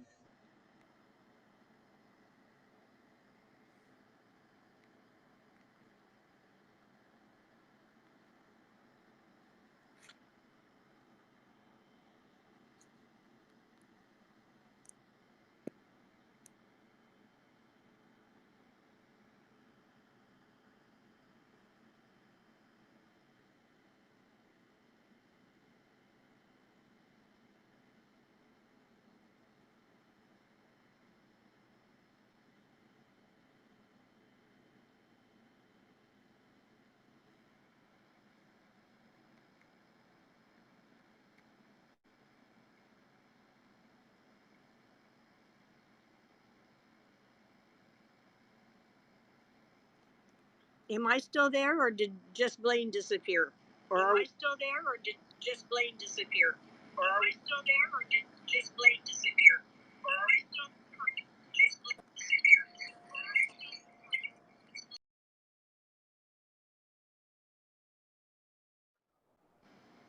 I don't know. Am I still here?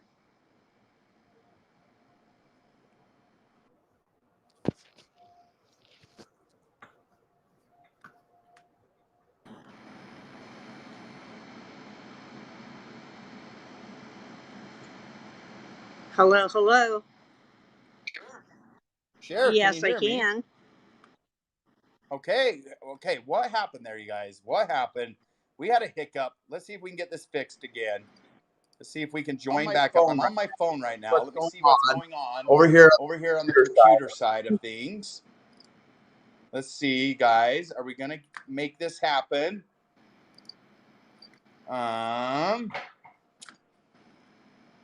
Let's give it a second. Is it going to work? Is it going to work? I have you on my phone. Oh, there you are. You just popped up. Okay, you guys, we made it. We are back up and running. Can you guys hear Cher? Let me turn the volume up here. Cher, testing. 1, 2, 3. Are you there? Testing 1, 2, 3. Okay, we're back, you guys. Another hiccup. We made it through another hiccup here on the show. We're okay. I think my computer's jealous of my muffin tops. Oh, you guys, look at that beautiful muffin. Like, seriously, come on. That is gorgeous. I'm going to have more than one of these. I know I am. But we're going to start out with one. Let me get a knife so I can get some butter. And then we will. So what were we talking about, you guys? We were talking about something before I was. What was the last? Oh, Arches. Arches National Park. Okay. There are more than 2,000 arches in Arches National Park. So more than 2,000 natural sandstone arches. So isn't that pretty crazy? 2,000 arches, That's which is a lot of arches. Unbelievable. Have you been to Arches National Park? No, I think I went to Bryce.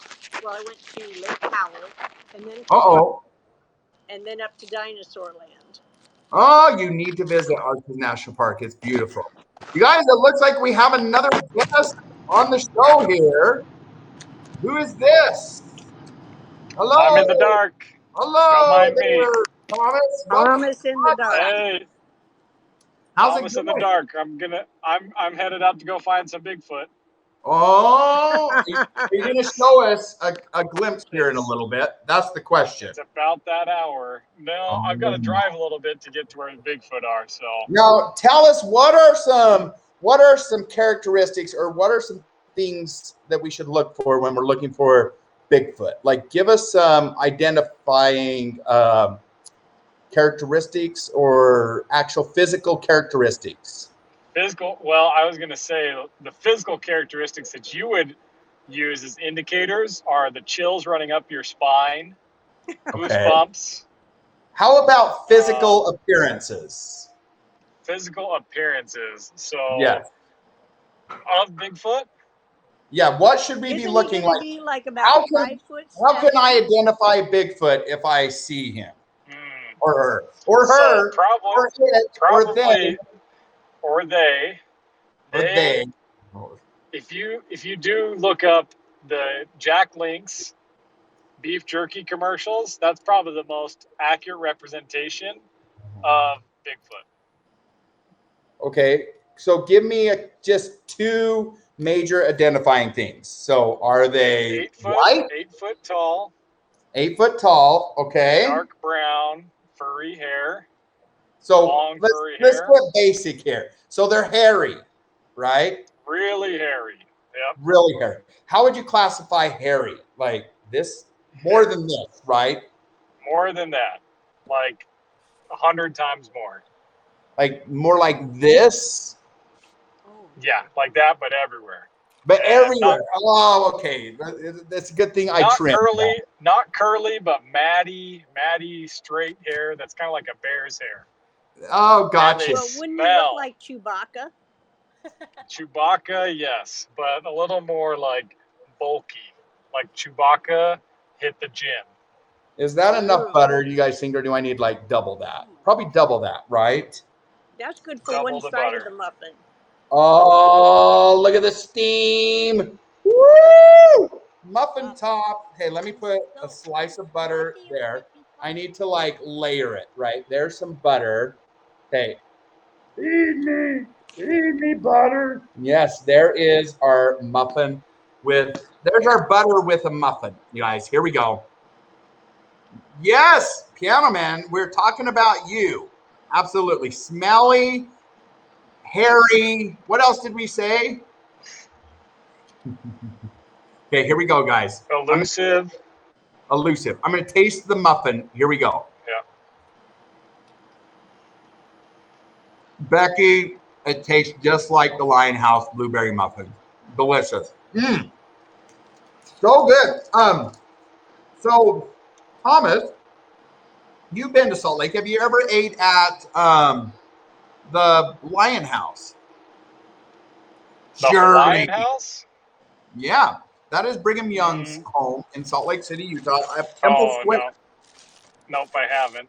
Oh, next time you're in Salt Lake, you need to eat at the Lion House. It's delicious. At the Lighthouse, okay. Lion House. Lion House, okay. Lion House, yep. Oh my gosh, you guys. That's so good. So good. What did Bart say? Skid marks. Muscular Chewbacca and skid marks. That's right. All right. Okay, guys. We have another guest that's going to be joining us. Welcome to the broadcast, Ella. Ella, how is everything over there? The sun's still shining, it looks like, or you got a little glow. Yes. Oh, me? Of course. I always have a little glow. Yes, of course you do. Looking beautiful today, by the way. I'm Cher's looking beautiful as well. Oh my God. That just escaped my mouth. I'm talking like a weirdo now. Yeah, I'm a beautiful tone of brown today. Oh, you guys, these muffins, I wish I could share them with all of you. These are delicious. So delicious. Is that dinner? No, so I made, for dinner, I made a delicious a pork loin with a balsamic vinaigrette butter fig sauce. Oh my gosh. With fresh tomatoes and potatoes, fire roasted potatoes. It was delicious. Beardo, is FedEx not working for you? Because I've been waiting for a few months.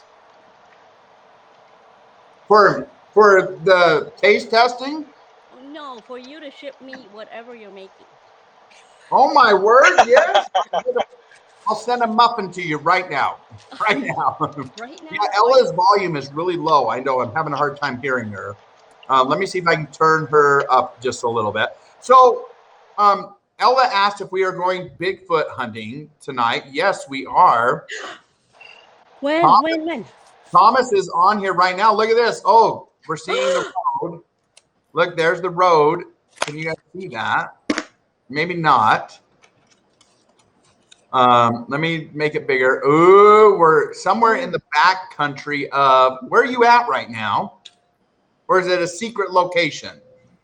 You should have said muted.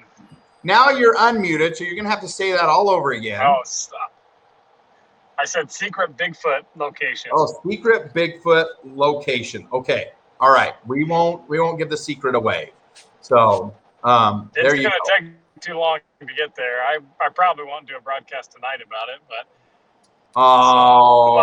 you guys, I comes think I in, may do a scorpion hunting broadcast. he Oh comes no. in and gets everybody all excited, and then Oh no. boom, Did boom. you say scorpion hunting? My word. I Scorpion. prefer Bigfoot. Scorpion hunting. I'm probably going to go through a dead spot here, so I might take off. Oh, I think we're losing you I just might a do a little speed bit. hunting Are you there? broadcast this weekend. Hello? Yeah, you are. And he's gone. And he's gone. Okay. Bummer. Well, stay tuned. Stay tuned. It sounds like we're going to look for scorpions and Bigfoot at the same time. How about that? Why would you want to find a scorpion? Oh, goodness, Cher. Scorpions are pretty cool. Do you guys know how you find scorpions? You step on them. Well, yeah, that could be the case too. But do you know another way that you guys, I'm having another muffin just because I can. Do you? Yes, a black light, Dan. That Why is. didn't you send correct. Thomas some muffins as bait for Bigfoot? I know I needed to, but I just made these beautiful delicacies. Look at these, so good. I know everybody is wanting a blueberry muffin right now. Don't need to look for them, right? I never want to find a scorpion, you guys. So I've had 3 scorpions in my house here. Like all of a sudden, my dog started barking one night, and I was like, "What the heck is he barking at?" And I looked down, and there's a scorpion right in the middle of the floor. Did you escort him out your house? Inside my house here. Yep, we have scorpions here. That's So, not cool. they've never bothered me. And then I had another one. Where was the other one? Like in my bathroom. And another one, I can't remember where the other one was. My dad got stung by a scorpion when I was a kid. Oh, really? We were at the How Colorado did they catch River, you? and he got stung, and it scared him so badly he knew he couldn't get from our location on a desolate section of the Colorado River back to a hospital or anything. So he proceeded to sit there with his ice chest and drink every beer that was in there until he was plastered. Yeah, he figured if he was going to die, he was going to die happy. Okay, so here's the thing about the scorpions around here. Their sting does hurt, but you're not going to die from a scorpion sting here. That's who? Says at least the He scorpions. was just using that as an excuse to get drunk. No, the scorpions here in this part of the world are not like the scorpions in other parts of the world, right? I bet you I would die. So their sting is not going to, I mean, I guess if enough of them stung you, maybe, but they're not going to kill you. Enough of them means anything less than 1 is enough. But they can hurt you. It can hurt you. Arizona has them. Utah has them. Yep. It sounds like Idaho has them. I did not know that. I just know he was so scared that he just wanted to get drunk and forget about it. Don't blame him. Yes. Okay. Real quick. Another interesting fact about Utah. Utah is the only state where its capital is 3 words long. Of course, Salt Lake City. Let's see. If your vision of the Old West is informed by films and shows like Stagecoach, The Lone Ranger, Gunsmoke, all the John Wayne stuff, you were not actually looking at Kansas, Oklahoma, or Texas. All those films were filmed right here in the Beehive State, as well as Arabian Nights, Planet of the Apes, and many more. Many more. Utah is commonly referred to as Little Hollywood of the West, or Western Little Hollywood. So lots of those films or shows were filmed here. Here's an interesting fact. It's illegal to modify the weather in Utah. Okay. At least without a permit. The Utah Administrative Code defines weather modification or cloud seeding as all acts undertaken to artificially disturb or create nuclei in cloud masses for the purposes of altering precipitation, cloud forms, or other meteorological parameters. So, you guys, you cannot alter the weather in Utah. That's illegal. It's illegal. I don't even know what that means, but there you go. Illegal means it's a sick bird. That's true, right? So if you went to Taco Bell and you inadvertently let out something that altered your local climate, would you be arrested? I guess you could. Right? Okay. Utah lays claim to one of the biggest man-made pits, and it is actually it was the world's largest man-made pits at one time. It's about a 30-minute drive from Salt Lake City. Does anybody know what the name of that pit is? It's a mine. And what do they mine there? Well, it can't be the La Brea tar pits because that's in California, right? That's here with us. Yep. Me and Ellen. So 250,000 tons of rock have been mined from that pit. Oh, salt. You're right, Piano Man. I forgot about all the salt. So Becky is actually correct on what they mine there. It is one of the world's largest copper mines, and it is called Kennecott Mine, Kennecott Copper, right? So, and it is huge. It is huge. You guys, I'm trying to use my mouse on my iPad, and I'm like, where's my cursor at? The pit's massive size makes it easily visible to astronauts as they pass over the state from space. Okay, cool. Here's another one for you guys.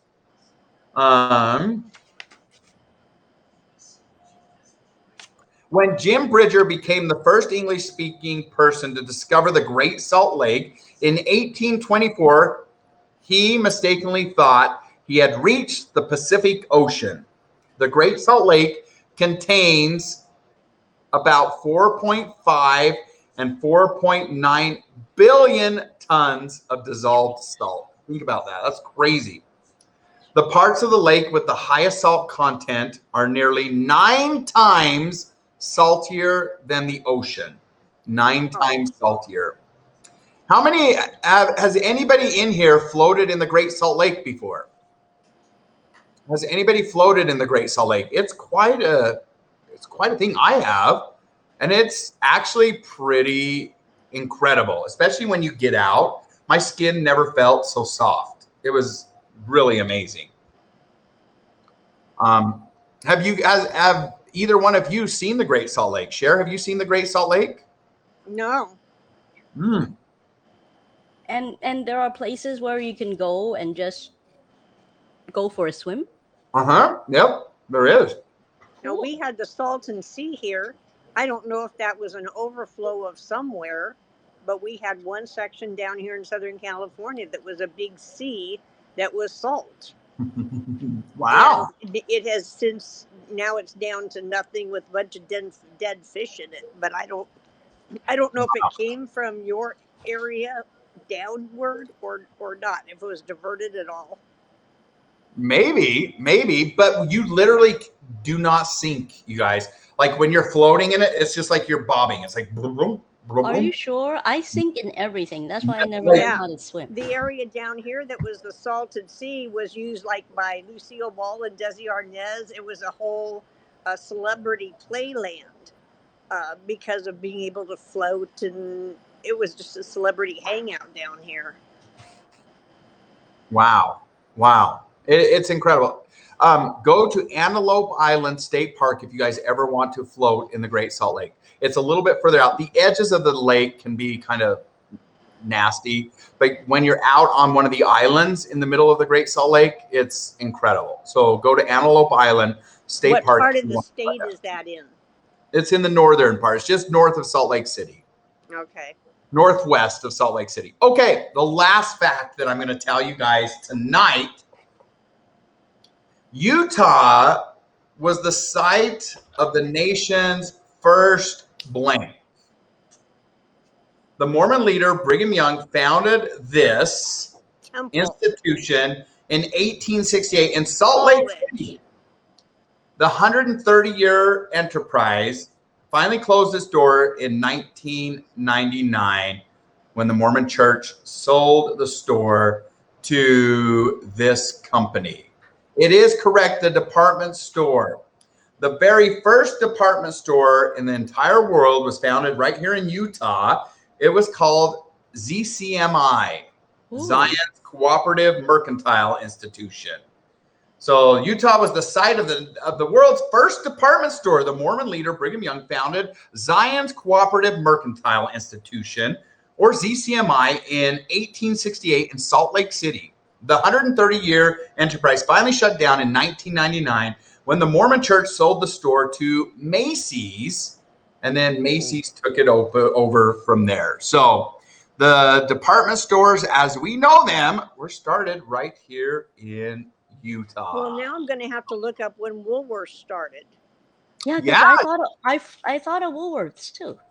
Yep. So look up ZCMI. 1868 is when that was started here in Utah. So Woolworths, yep, ZCMI. So you'll have to look up those facts right there. So pretty awesome. I interesting. am now, half of my brain is embedded with Utah facts. I don't know how many, a quarter of them might get remembered. Now, did you Google Woolworth? Let's see when it was founded, you guys. No, I didn't. Let me Google it. I'm going to Google it real quick. It's probably like in the 1920s or early 1900s. Were started. Okay. It was started in Sue says 1924. 1879 in Utica, New York. Wow. And ZCMI was started in 1868 in Salt Lake City. Oh, look how close. I mean, they just could have been at war with each other the whole time. So 11 years separated them. So 11 years. Okay. Cool. Right? Woolworth is considered a dime store, though, isn't it? Says Becky. Oh, maybe. I don't know what the difference is. I don't know what they it had are. different sections. It had a cafe section, or the bar stools. It had a pharmacy. It had the dime store stuff. It had a candy section. Cool. So aren't those different departments? Yeah, absolutely. I agree with you. 100%. 100%. Okay. You guys, Ella, how's your day? It's been okay. A little bit busy since I took myself out of commission like 2 days ago. I don't know. It's tell like us what have you been up to that you took yourself out of commission? I blew up like a lobster. What? What's going on? I had like one of the most intense flares of my eczema. I've been on an injection, so I don't get like sudden huge flares anymore. But 2 days ago, I don't know.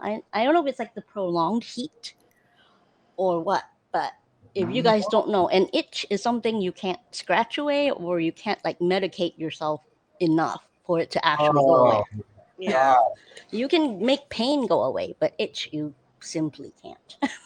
There's nothing I'm so sorry you had to go through that. Yes, me too.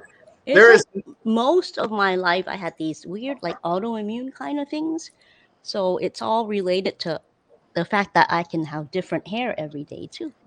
Many of you have commented on how good my hair looks because I can take it off and style it on a doll head. So of course, I have the advantage. I need hair like that. Yeah, you too can buy it online. Why are you drinking? You didn't sample any of my foods. Why do you need that big a glass of milk? So good. Now I got to clean my mustache real quick.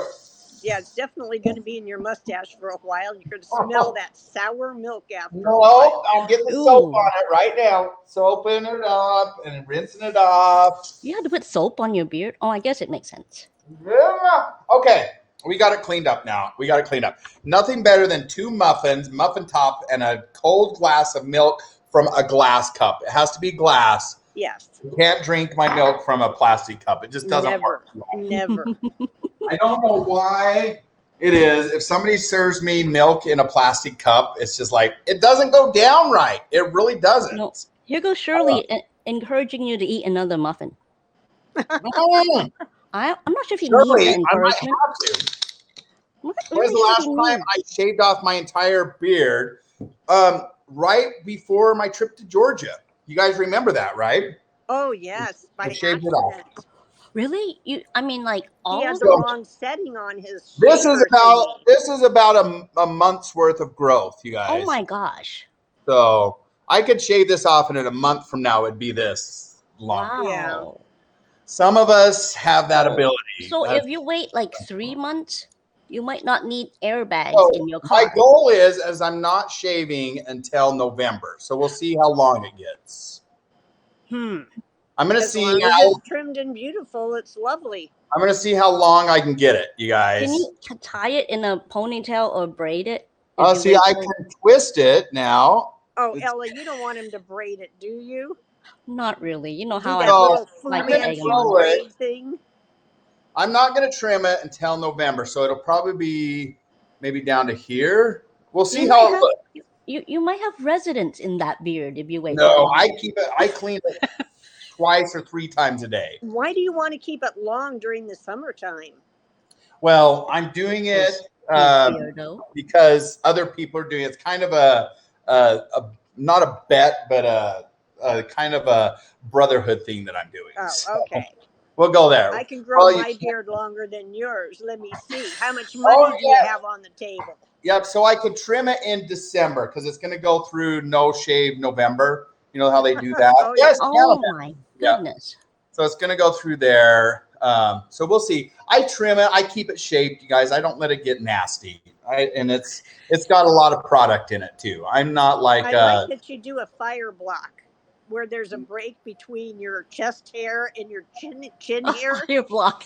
Yeah, that's that skin right there in the middle of his neck. See, that's a fire block. Yes. Lord knows what would be growing in there. Surely. You like that, Ella? Come on. Okay. We're in California, and half of California is on fire, so I understand that joke about fire. Yes, indeed.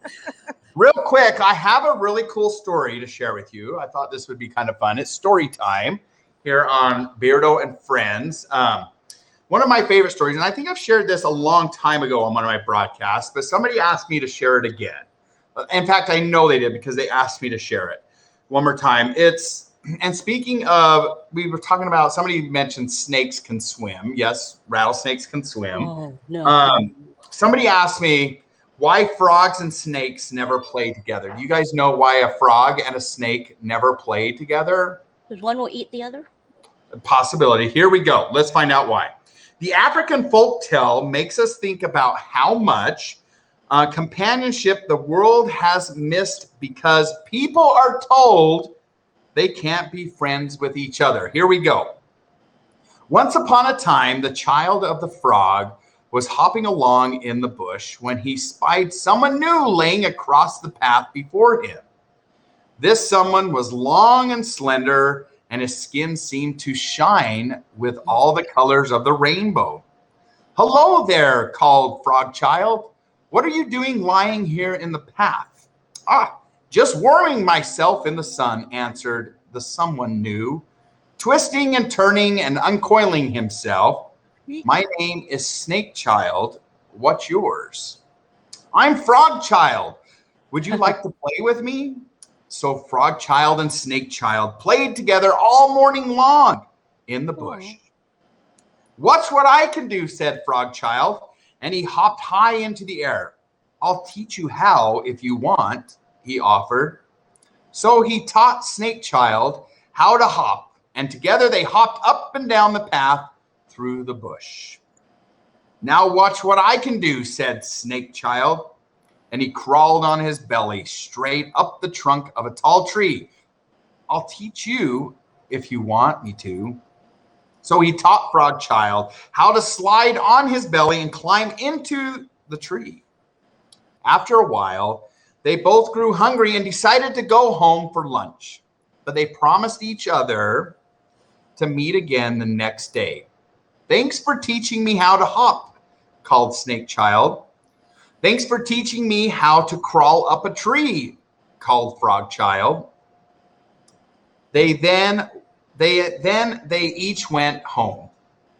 Look what I can do, Mom, cried Frog Child, crawling on his belly. Oh, where did you learn how to do that? His mother asked. Snake Child taught me, he answered. We played together in the bush this morning. He's my new best friend. Don't you know the snake family is a bad family? His mother asked. They have poison in their teeth. Don't ever let me catch you playing with one of them again. And don't let me see you crawling on your belly either. It isn't proper. Meanwhile, Snake Child went home and hopped up and down for his mother to see. Who taught you to do that? She asked. Frog Child did, he said. He's my new best friend. What foolishness, said his mother. Don't you know we've been on bad terms with the frog family for longer than anyone can remember? The next time you play with Frog Child, catch him and eat him up. And stop that hopping. It isn't custom. So the next morning when Frog Child met Snake Child in the bush, he kept his distance. I'm afraid I can't go crawling with you today, he called, hopping back a hop or two. Snake Child eyed him quietly, remembering what his mother had told him. If he gets too close, I'll spring at him and eat him, he thought. But then he remembered how much fun they had had together, and now how nice Frog Child had been to teach him how to hop. So he sighed sadly to himself and slid away into the bush. And from that day onward, Frog Child and Snake Child never played together again, but they often sat alone in the sun, each thinking about their one day of friendship. Oh. What do you guys think about that? Very sad story. Right? But how true is that in this world that we live in today? There's a lot of people that would tell you, you shouldn't be friends with that person. You shouldn't have anything to do with that person. But is that the way that life should be? Like, what are some thoughts, you guys? What do you think? What do you think? Have you had experiences like that before where maybe a lesson you'd learned kept you from doing something that could have enriched your life when it was okay? Absolutely. Yeah, right. How sad and true. Yeah. I think about things in my life. I'm like, how many things have I missed out on because of maybe some foolishness or some misunderstanding or what somebody, your parents taught you when you were young? Yeah, it could have been. Yep, we were creatures of what we were taught. Yes, Shirley, absolutely. Absolutely. But we're also creatures to think for ourselves too, right? Yeah. I think we are. And I think that we need to take a step back and look at situations sometimes and make decisions for ourselves and what is best for ourselves. Yeah, I've known, and we're all strange. Yep, look at us talking to strangers, right? We are all strangers. Yeah, that's a great example. Like, we're kind of going against the whole grain of things right here on this platform. If we were to, I mean, of course, kids need to be taught not to talk with strangers, you know, because it is a creepy world. It is very strange world, and it can be dangerous. But if you take that into context, you know, a lot of us maybe shouldn't, according to the world, be friends. But we are on this platform, and we're making it happen, which is a beautiful thing. So what I want to say to everybody on here is I'm glad that each and every one of you, whether you're a frog, snake, bird, whatever, donkey, you name it, I'm glad you're here. And I'm glad that we have become friends and that we hang out with each other weekly. It's a pleasure of mine. And I'm glad that we don't have to turn each other away and we don't have to sit quietly under the sun thinking about those 1 or 2 days in the sun that we had fun together and then, you know, miss out on more. So I don't know. I love little stories like this that make me think. It's like, holy cow. There was nothing wrong with that frog and that snake playing together, was there? No. No. But I think the world can teach you sometimes. It's funny too how to me it seems cyclical. What was okay 20 years ago as far as acceptance has now evolved again into non-acceptance and having to accept again. Yeah. We had no problems 20 years ago, you know, it I don't know. To me, it just seems like it's very cyclical. Yes, absolutely. I would agree with you. Dina Dean makes a great point. Does that mean Thomas should be friends with Bigfoot? Absolutely. Absolutely. He's got to find him first. I still think that you need to have your guard up because there are some things that are dangerous, right? Some things are better off viewed from a distance too, right? Like the edge of the Grand Canyon. Like, you know, it can be viewed from a distance. You don't want to like man knows about the edge of the Grand Canyon. Into the Grand Canyon. Yes. Oh my gosh. And then we've got Groot here too with his comments always, right? I try to see if Groot can come up with the best comment for the week. Is it better than last week's or is this week's better? God. We let our imagine fears stop us from befriending people. Yeah, we do. And sometimes we let people's appearances stop us from becoming friends. You're right, Becky. That is definitely true. I think about some people that I've passed before, and I'm like, oh my gosh, I have like moved. And I'm not saying I'm proud of this, but I've moved to another aisle because I've seen somebody that I was like, oh, I don't want to talk to them. And I shouldn't be like that, right? We should be more loving and accepting. So they might, and some of the best people I've met in the world are the ones where it's been very unexpected. And it's like, oh my gosh, now they're like one of my best friends. I mean, I was hiking in Zion National Park a couple of years ago, and this really odd looking person, strange, smelly person that I began talking to. And now all of a sudden we're really great friends here on the platform, right? Piano Man, of course. So speaking of frog and the snake, we got the frog here and we got the snake. So yep, that's a classic story. But we became friends, which is really cool. Bunnies and beards. Bunnies and beards. BBs. Yes. Skid marks and all. That's right. That's right, Bart. Yes. So anyways, the moral of the story is whatever you want to take it to be. So we each have our own morals of that story. So hopefully something spoke to you when I read that and you learned something, because each one of us can learn something new from everybody's experiences, and each of us will learn something different from a story too. And I love to hear people's sides of the story too. I just thought of something, Beardo. Yes, let's hear it.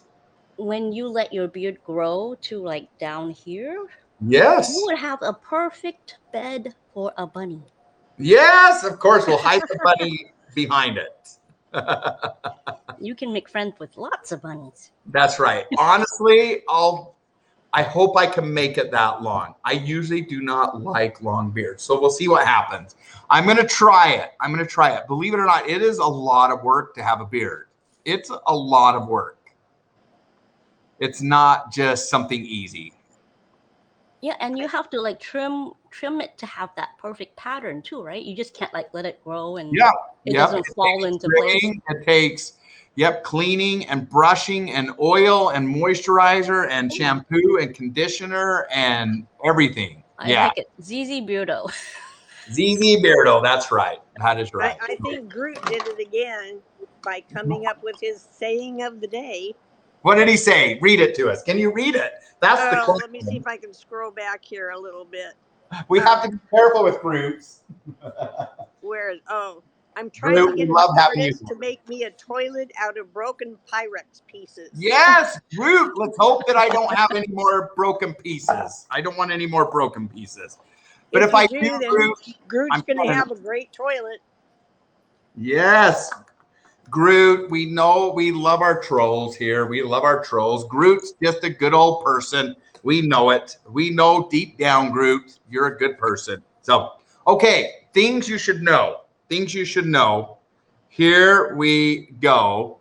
You guys, this is the last round of trivia. Unless, Cher, do you have any trivia? I didn't even ask you. Well, you can do yours. Mine will always save. Oh, do you have one round of trivia you want to do? Ooh. It's up to you. If you want to keep Okay. it Utah, we can keep it Utah. No, well, I'm done with Utah. It's your show, dude. I'm done with Utah. This is the last round. Here is a thing you should know. And while Cher prepares, I'm going to do 2 things you should know while Cher prepares for her round of trivia. And then I'll come back and give the last 2 things. Okay, here we go. What does the acronym DIY stand for? Some of you may not know this, but what does the acronym DIY stand for? Do it yourself. Do it yourself. Lenny's got it. Bart's got it. Deborah's got it. Yes, do it yourself. DIY. That is correct. You guys know it. I beat Bart. Lenny's proud of that one. Everybody's got it. We all know what DIY stands for. Okay, here we go. See if you guys know this one, because these are things that you should know, right? Which side is port and which is starboard on a boat? Which side is port and which is starboard on a boat? Oh, Bart says left. Cher says left is port. Port left, starboard right. Left is port. Oh, port is right. You guys are good. Port left, starboard right. Okay, let me read this to you. This will help you. Good job. Good job. When standing on the ship facing the front, starboard is the right-hand side. The port side is the left-hand side of the boat. Good job. Cher, how did you know that? I'm impressed. I'm a boater. You're a boater. Seriously? Yes. That is good. That is good. One last one, you guys. One last question. Then Cher's going to take it away. Who is the father of the actor Michael Douglas? Who is Michael Douglas's father? Who is Michael Douglas's father? Yes, Lenny's got it correct. Cher's does not got it correct.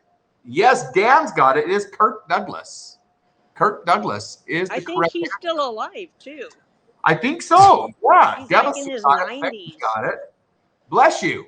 Bless you. Dee Dee's got it. Hattie's got it. Great, great, and very nice people. Yes, it is Kirk Douglas. Okay, Cher, debut. Not your debut, but take it away. Let's hear. I'm trying to grab my power cord really quick because. Okay, while she's doing that, I have a couple more. I'm good. Oh, you're good. Okay. She's like, no more, no more. Here we go. He's 103, Dina P says. Holy cow. That's amazing. Okay, 4 questions, 1 answer. Okay, you guys, let me explain how this is going to work for those of you that are new here. Cher is going to ask you guys a series of 4 questions. Those 4 questions are going to produce 4 different answers, and those 4 different answers are all going to have something in common, which will create your 5th answer when you tell us what they have in common. Here she goes. Okay. A garment closing concealed by a fold of cloth extending over the fastener is called a what? Okay, one more time. Okay. A garment closing concealed by a fold of cloth extending over the fastener is called a what? A thingamajig. So technical. Oh, well, Bart may call it that. Hattie saying a button. Hi, Uncle. Hey, Captain. Captain Rehab. A cummerbund, says Dina D. A snap. A sarong. I didn't hear the question, says Lenny. Okay. Where is it? A garment closing concealed by a folded cloth extending over the fastener is called a what? A flap. I don't know. You might a dickie, says Lenny. Okay. Every male trouser has this. Every male pant fly. has this. A fly.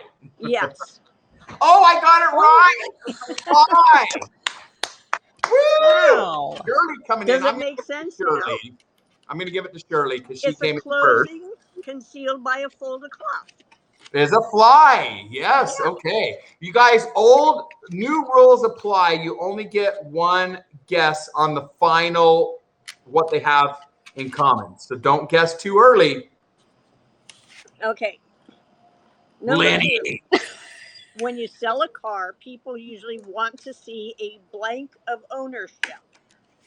What type of ownership do they want to see? When you sell a car, people usually want to see what type of ownership. A blank of ownership. A blank of ownership. Group Not says a title title. of ownership. Not a pink of ownership. Not a title. They just want to see some sort of what? Does it start with a P? Yes. P, and it's like, yes, proof. Groot Okay, got it. I'm Groot pretty sure. got it. Yes, Groot. Naomi's got it. Hattie's got it. Lenny's got it. Okay, so we have fly and proof. Okay, number 3. If you blank in the woods overnight, you should bring a tent. Okay, good. I'm glad you finished that. Good. Everybody was guessing it. No, it's not P, Ella. Oh, I knew Shirley. No, not sleep. Anybody can sleep in the woods. On behalf of Shirley, I am going to have another woods. Sleep. Geneva's got it. Yes. Geneva, okay. Camp. Shirley, I have to have another muffin after that. Hunt Bigfoot. Thomas, everybody has agreed that you need to be friends with Bigfoot. Okay, now number 4. An adult human male is referred to as a what? Ooh, adult human male is referred to as a what? Oh, butter. Butter. Dog, sex object, gentleman. Shirley. Lenny. No. Straightforward definition of an adult human male. Dina D's got it. Man. See, I had to hesitate because now she's got me thinking about her name. No matter how long I've known her, I don't want to screw it up again.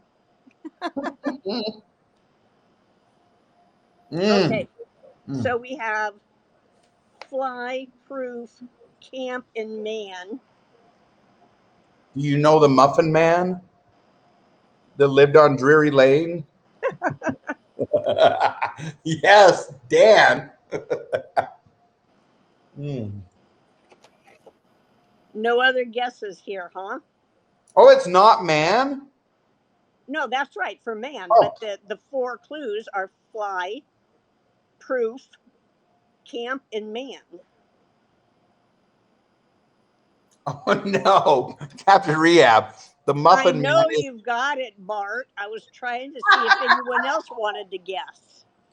Captain Rehab says the Muffin Man is the reason I'm divorced. That's terrible. How about the Milkman? Maybe it's the Milkman. Nobody else. Bart has it. It's fire. Fire, fly, fireproof, fire camp, and fireman. Good job. Campfire. It can be fire camp or campfire, really. I like it. Okay. Campfire piano. One more small glass of milk, you guys. And yes, I drink whole milk. I know. Whole milk is the only way to go. I know.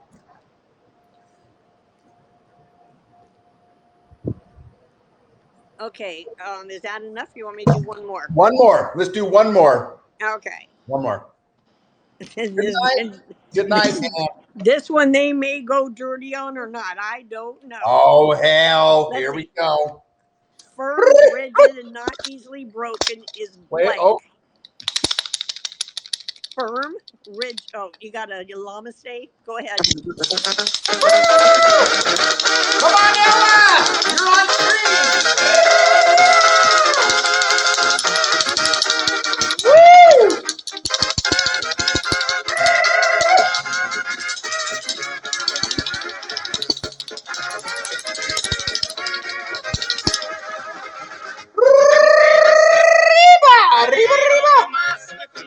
Okay, I gotta pause this. I'm a one-man show here. Here we go, Llama Stay! Yes! Thank you for the Llama Stay Award. Oh my gosh. Okay, let me see if I can get back here. Who gave that to me? Did you guys see it? Scrolled past. I gotta go back. Is it Jevaneth? Am I pronouncing that right? I hope I am. I'm sorry if I'm not. Thank you for the Llama Stay. Here's your wink too. Thank you so much. I do appreciate that. Yes. Oh my gosh. And now, am I pronouncing that right? Is it, how would you pronounce it? Jevaneth. I hope that's correct. Jeeves. We'll just call you Jeeves. Does that work? Yes. Oh, I love it. It's Jeeves. Like Ask Jeeves, for those of you old enough to remember. Like Sex Squan. You guys do not take offense in my pronunciation. You guys all know me now. I call it hot damn. He is. Yes, you guys, you cannot take offense by the way I pronounce things. Never do that. You guys would be sad about everything. I promise you. Okay, Cher, it's your turn. Take it away. Like I said, this one may be difficult or tricky. And for those international people, it might be a little difficult because some of these terms are American terms. Okay. Firm, rigid, not easily broken is what? Oh, hell. Firm and rigid, not easily broken. Yes. What could that be? Is it Pyrex? Shirley. Shirley. Shirley. Oh, Captain. Okay, if it's not easily broken, like let's say like what kind of candy? Dina D's got it. Lenny's got it. Hard candy. Lenny. Don't put the whole. What did you say, Beardo? Lenny. What did you just say? I said hard candy. Dina D's got it. Yeah. Okay. Number 2. The Three Stooges were Larry, Moe, and Curly Who. Woo woo! Larry, Moe, and Curly Who. They have a last name? Who was on first base? No, he was on second base. Larry, Moe, and Curly Who. Larry, Moe, and Curly Who. What do you guys think? Thomas has it. Hi, this is the FCC calling in to report your broadcast. It's Cher's fault. Blame Cher. Yeah, Thomas got it. It's Larry, Moe, and Curly Joe. And Joe, good job, Thomas, coming in with the correct answer. Well, that was a long dinner. What's happening over there? Guys, I have to just show you something because I'm right here. More Are you ready for this? This is what I have to do. Are you in prison? This is how I get up to my bed. Oh my hell. Do you sleep in a closet? I sleep like up here on a damn bunk bed with underneath like bright fluorescent lights. Oh my God. Now you have to be sober to make it up on top of there. That's the thing. My 2-year-old had a fallout. How do these college students do that? I tell right, and I'm here I am in the morning. It's a whole other thing trying to get down from this. It's like, is my foot asleep? Oh no. What if you get up there and then you have to go potty? Oh, that's already happened, and then you're like, kind of like that Pepsi bottle next to him. It's a rubber mattress, Yikes. Yeah. Oh. Yes. So But guys, here's the good news: is that and I'm sorry, I don't mean to interrupt your trivia, but I have two more. Guys, I have two more bunks.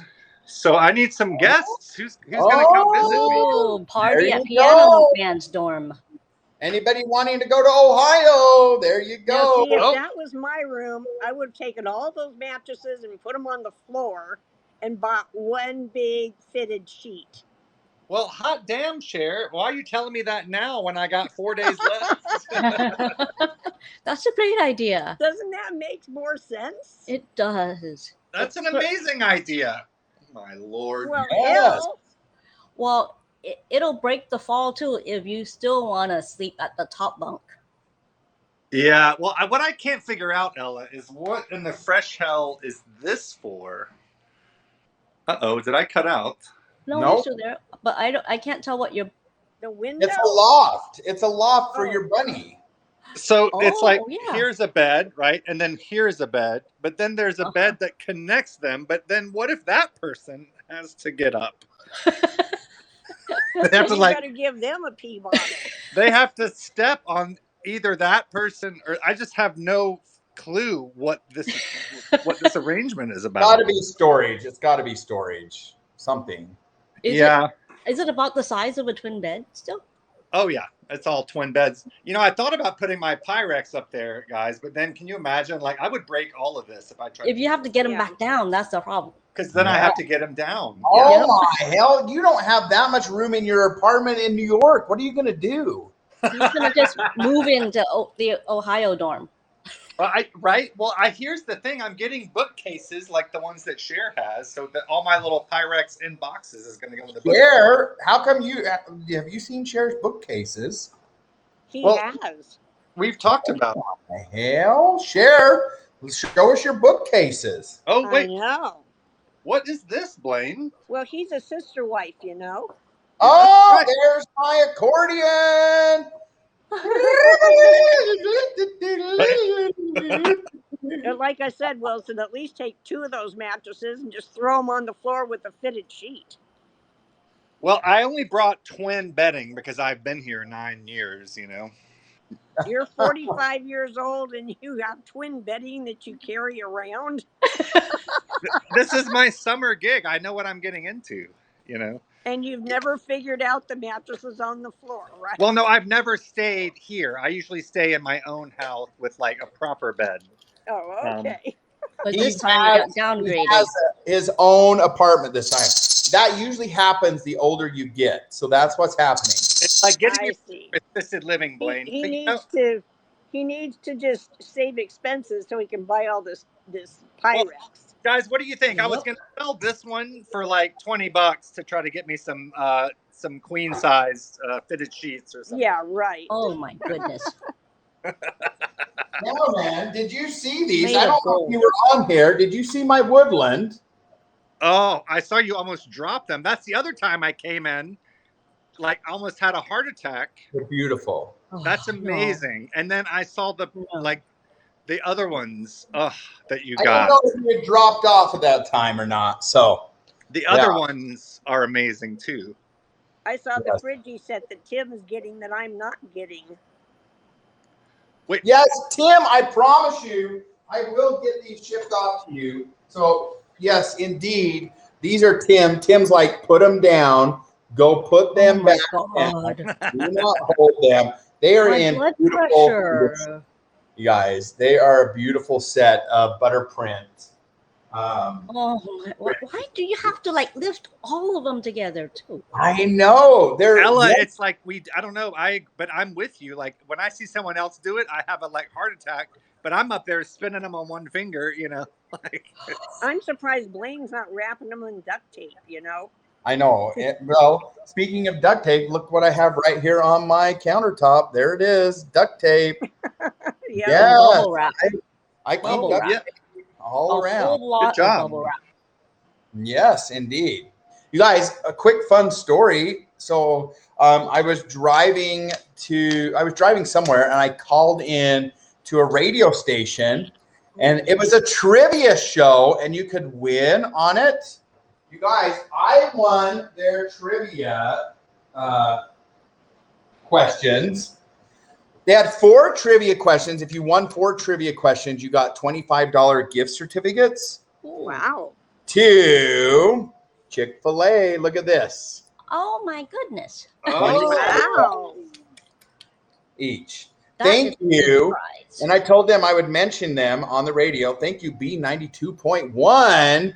Today's Awesome. hit music is now going to be a What sponsor kind of questions did you have to answer? the Beardo Weirdo Show. Okay, question number one. Let's see if I can remember them. I don't remember all of them. Question number one. Who was the first president to be impeached? That would be Andrew Johnson. Yes, correct. Oh, and I cannot remember the rest of them, you guys. I'm trying to remember. Dang it, I'll think about it. I will think about it. That's okay. You got him right when it was necessary. It was, what part of the human body on a male penis continues to grow his entire life? In that case, a penis. That doesn't happen your entire life. You already know that. So it is not your prostate.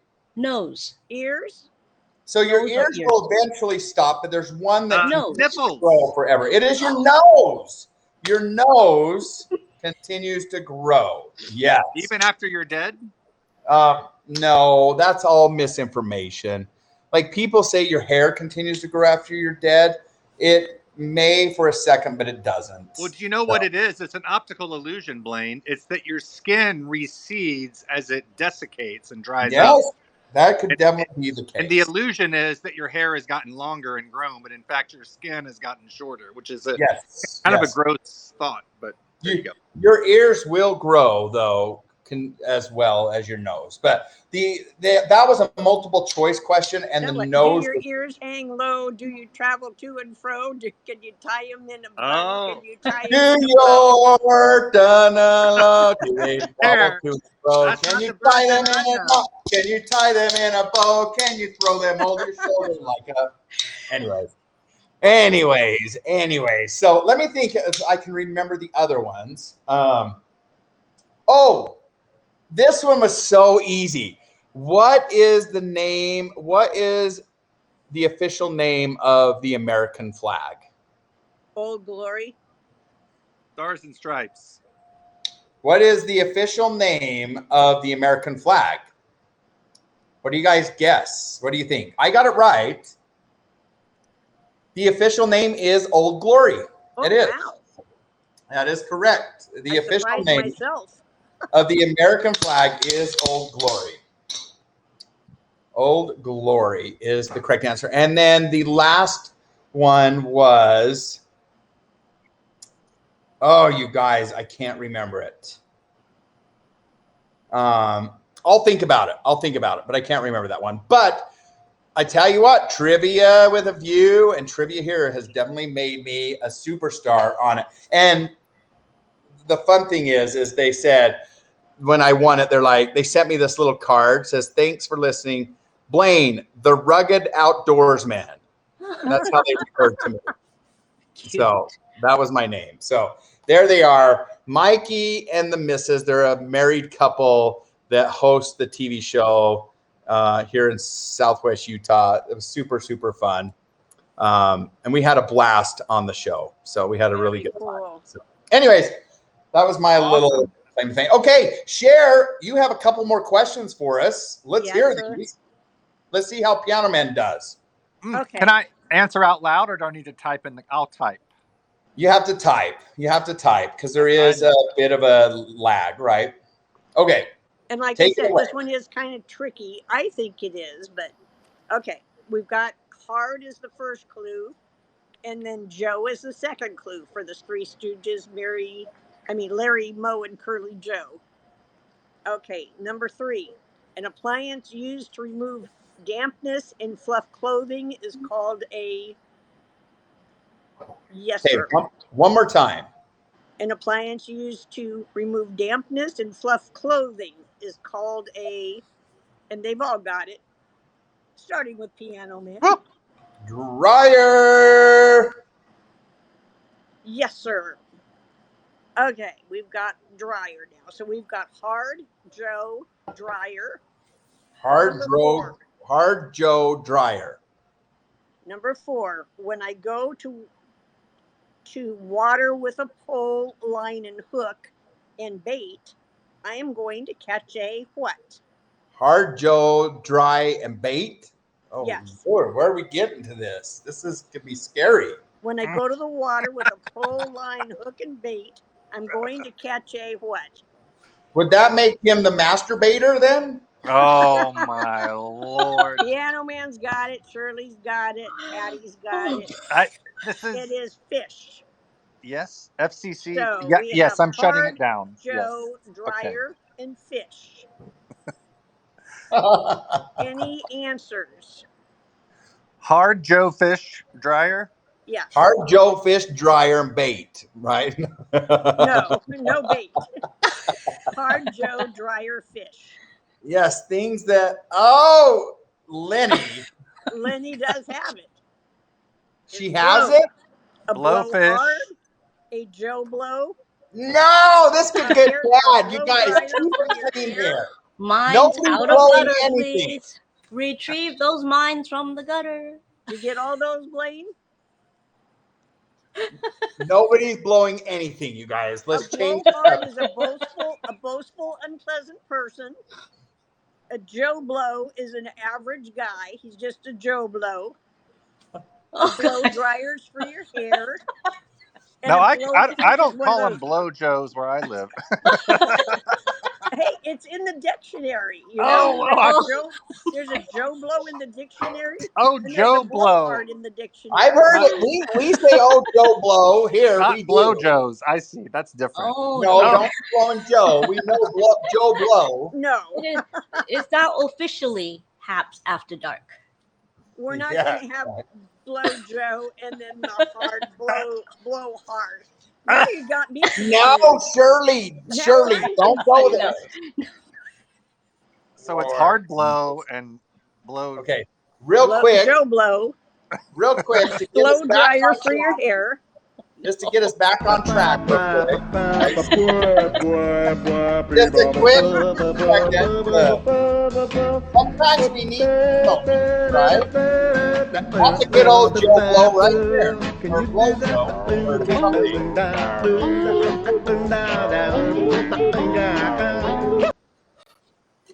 So is it a JB or a? I mean, never mind. I thought I was being very clever with that.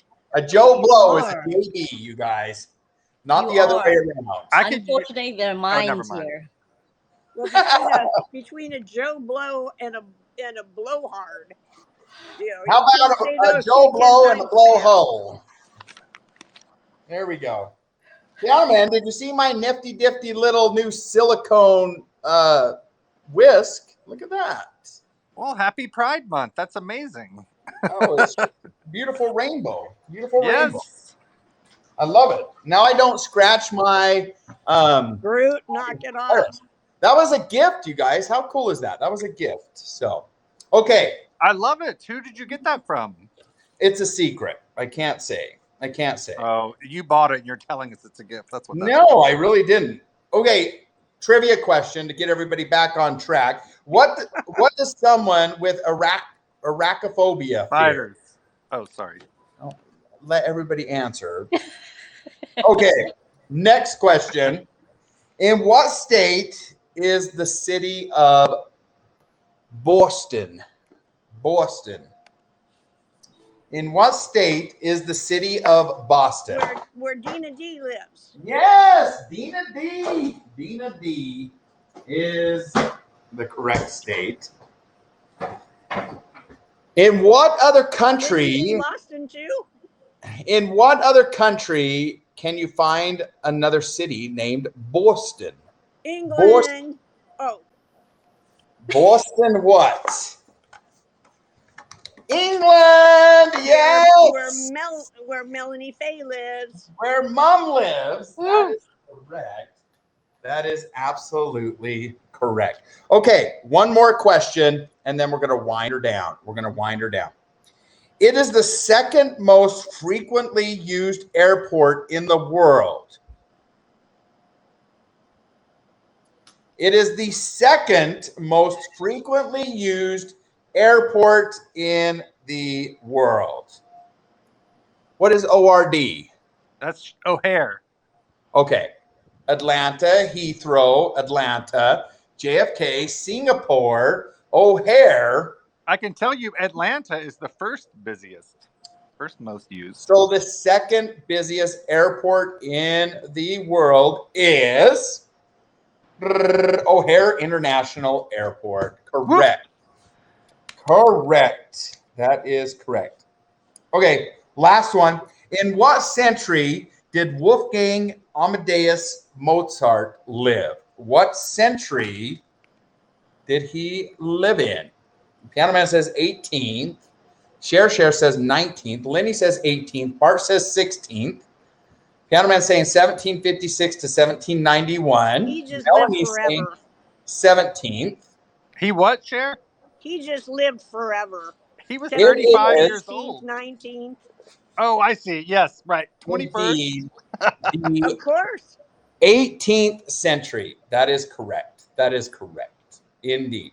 Hey, where is our good friend Jay tonight? He's messaging me saying, why don't you ever broadcast? And then he doesn't even come into my broadcast. We need to let Jay know that I did broadcast tonight. Thank you. Right? Well, Devith, I am a professor of opera, and I'm a pianist, and I play lots of Mozart, and I just did a whole Mozart program, so I know my Mozart. Mozart. Yes, indeed. So Ella, real quick, are you going to go live tonight, or are you off? The one night I didn't, I think I went into a little withdrawal, so gotcha. I gotta. So I have a quick question for Wilson, real quick. Since they're filming or broadcasting tomorrow night, can we watch, or are we allowed to pay and watch or anything? Okay, there is a pay and watch, but here's what I have. Can I even say this on a broadcast? I think I can. Oh, I don't know if I can. I'm going to have a link that's like kind of a friends and family link. But I'm not... Okay, that's all you need to say. Limited. But I want to tell you, Cher, that Elizabeth Cree is now up and running. Oh, lovely. On Eastman's website. I need to send you that link. That's the opera. You remember, guys, I did a playthrough of the score when I first started learning it way back in, January, February. That's what you put on my... Yes. On my disc. That's right. My MP3. Cool. And it's about it's about a female serial killer in 19th century Victorian London. Awesome. Yeah. Amazing. But yes, Cher, I do need to. I can text out a link. Maybe I'll do a quick broadcast tomorrow just to say, hey guys, here's the link to the show. It's just a 40-minute show tomorrow night. Cool.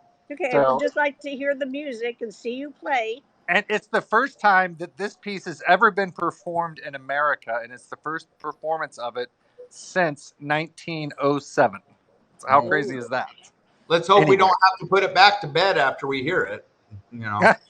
Oh, it's like a zany story. It's got some dialogue. It's an operetta, so it's comedy, but it's like comedy conceived, in Germany, then translated into English, played in London, and now finally in America. So it's pretty cool. Amazing. But it's a zany story. That's the best way to put it. Very cool. Amazing.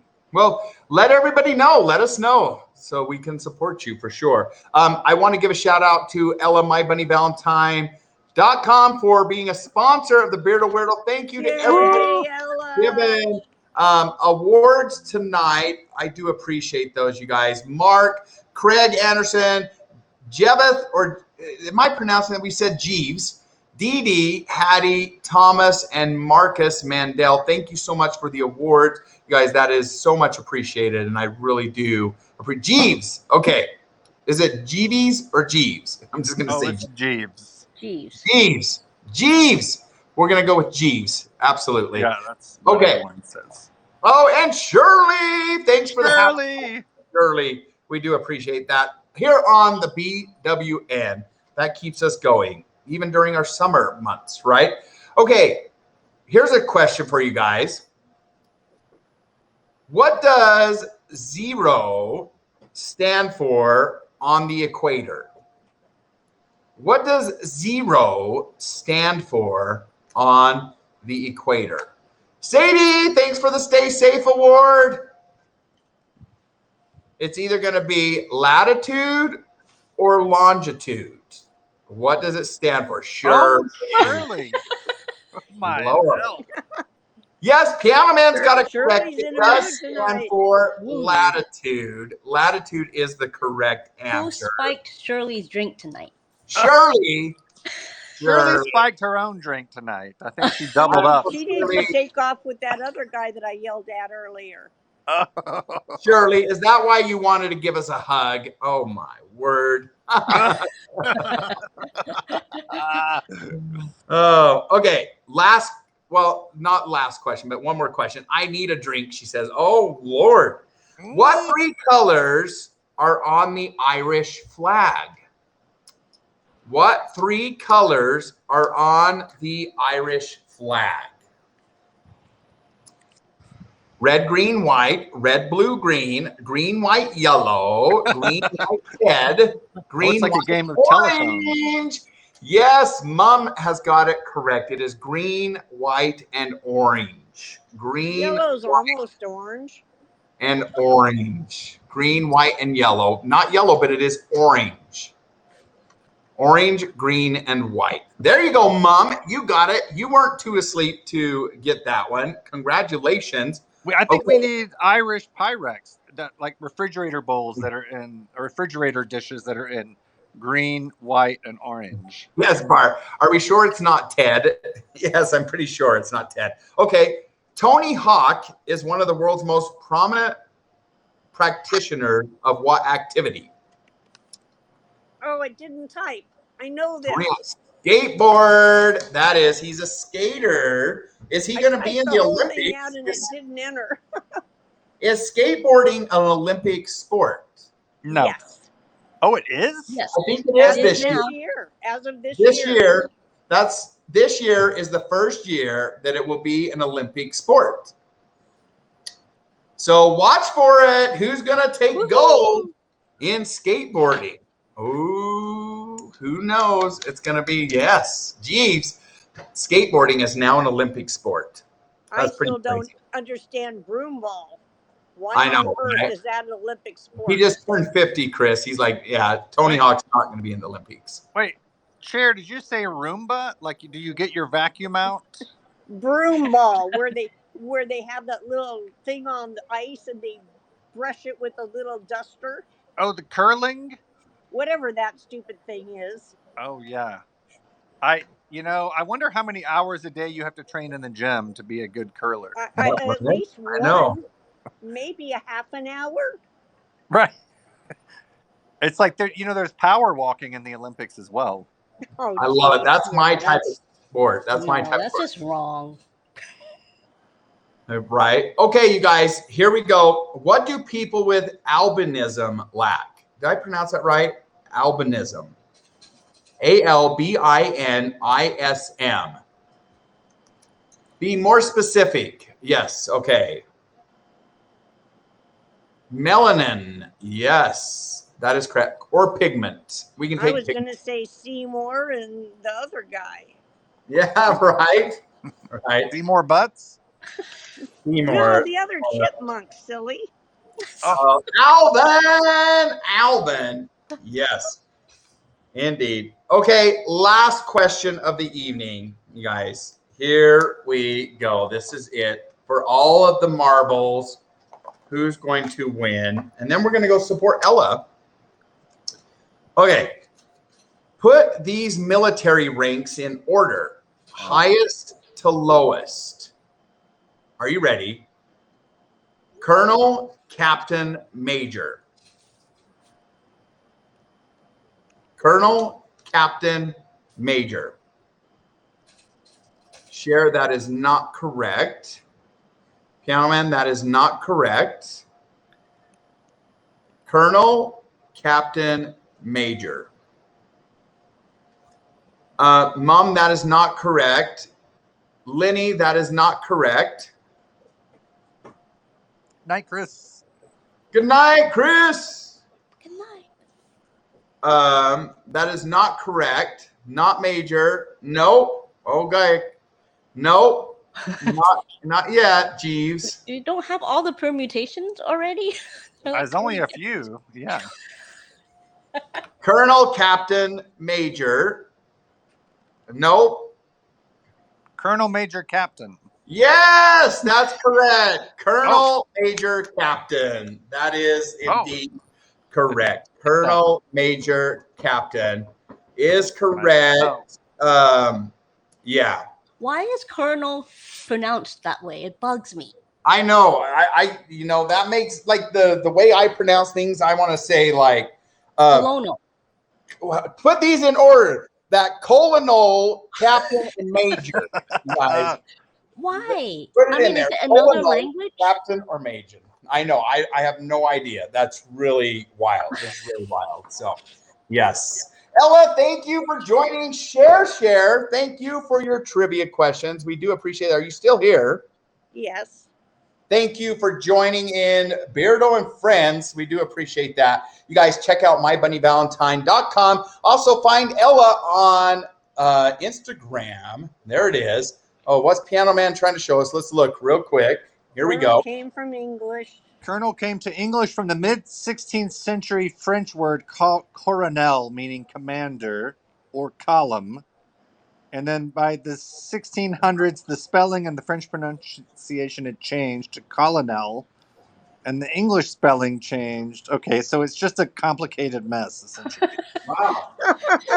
So somebody misspelled it and somebody mispronounced it. I was like, exactly. It's like I wanted something cool, like is like that so and so's from? grandson. Somebody like, took the R away and said, "Whoa, this is cool." Right? Yeah, exactly. Well, like it's weird. There's no R in there. Yeah, that just makes no sense. And it doesn't sound like French. Is that where Cornell came from? That pronunciation too. Well, then it would be spelled Conell. Well, you know the way things evolve around here. You never know. Yes, like Szechuan cuisine. It's going to be Yes, absolutely, indeed. Oh, you guys, what a fun show. Thank you so much for being here. Piano Man, thank you. You guys, remember Pioneer Day this weekend. I hope we will be doing some broadcasts to show you guys some of the festivities. We're celebrating my heritage and Utah and the pioneers seeking religious freedoms. They made it, and now we're celebrating. And I get a day off on Friday. Go Friday. It's your birthday. Woo! Yes. I'm excited to have a day off, holiday here in Utah. So, Tim, it's going to have to be next week that I ship those because it's a holiday here. Oh, well, you could ship tomorrow or Thursday, just say. Oh, my word. We'll try. We're going to try, Tim. I promise you. We'll get it up. Anyways, guys, break in there. Ella, you guys have a good night. Ella, we'll see you a little bit later. Thank you. Share. Thank you so much. We love you for being here and your trivia. Absolutely incredible. Awesome trivia. Yes. Are you there? Oh, she's like, I'm out of here. She didn't even say goodbye. She's like, I ain't saying goodbye to you. She's still goodbye. There. I know she's not. Who booted me? Oh, I didn't. I said Cher. Oh. Cher left. Right? Cher left. Okay. Ella, thank you. You're welcome. All right, there goes Ella. And Piano Man, good luck tomorrow with all of your busyness. So thank you, Beardo. Yes, and have a great night. When are you doing your next broadcast? Well, I've got a Pyrex pickup tomorrow. Woohoo! And it's a good one. So what time? What's that, Blaine? What time? I don't know. I've got to drive a little bit in each direction, so I'm going to do that. I'm going to risk that on the day of two performances, I'm going to do it in between the two performances. So if I get a flat tire or something happens, that is not good.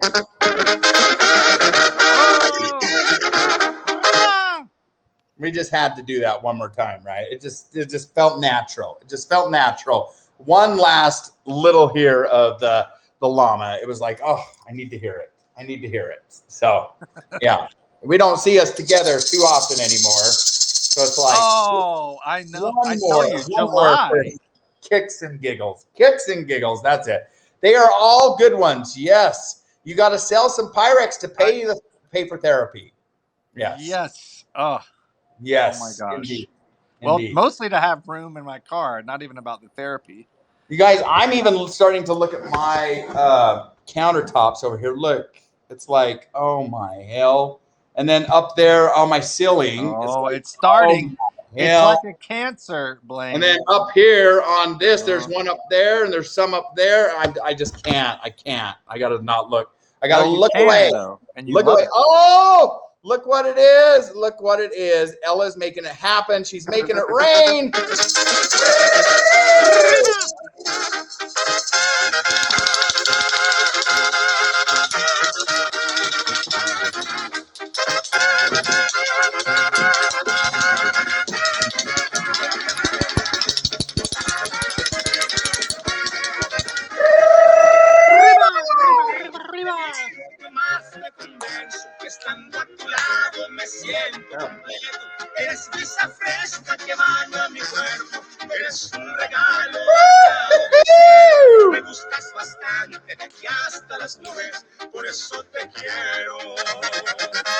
Okay, here we go. Here we go, Llama Day. There we go. Thank you, Ella, for the Llama Day Award. We appreciate it. Lenny, thank you for the super heart. Woohoo! We do appreciate that, Lenny. Thank you so much. Oh, you can't figure it out. Super heart. I don't have a live view, so I'm a mess right now. Other hand, other way. Other hand. There you go. You got it. Thank you, Hattie. Woo! Thank you, Edward Lynn, for the Appreciate You Award. Oh, you guys, we do appreciate all those words. They help keep us going here on the Beardo Weirdo. They make this happen each and every week. So much. Kim, thanks for the one love. Woohoo! Kim, you are awesome. Thank you guys so much. Gales, thanks for stopping by. And thank you to the sponsors that sponsor us. We do appreciate your sponsorships each and every month. A big shout out to HelloFresh and Pepsi. Yes, we love you. We love you. Pepsi, Pepsi the Pyrex, right? Pepsi the Pyrex, that is. Oh, yeah. He might have broken already. I don't know. No. Chris, there's Chris. You know, talking about ding-a-ling, you guys. Ding-a-ling. Oh. Right? Chris, my ding-a-ling. Yes, we all have a ding-a-ling. We all need a ding-a-ling if we don't have one. I need to get a ding-a-ling, right? I think you got to rephrase some of that. Yeah, thank you. Sweet Pea, yes. Yeah, if you guys missed Chris's broadcast or his performance on the Beardo Weirdo, he taught us about his ding-a-ling. Yes, you guys, if you want to know what it was, you're going to have to go over to Chris. I mean, one of these times, Chris, we need you to come back on the broadcast and tell us about your ding-a-ling, right? That was quite the time, don't you think, Weirdo? Who was here for that? That was incredible. I was in Macon. Hey, Louise. I was sweating with the oldies. Lordy, that was the hottest month of my life until this month. Oh, we have been. Oh. Here we go. Here we go. Dina D.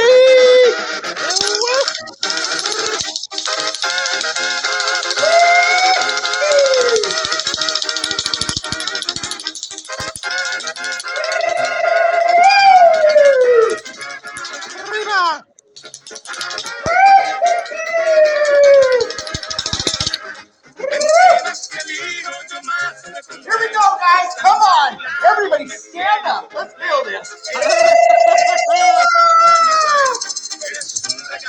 Woo!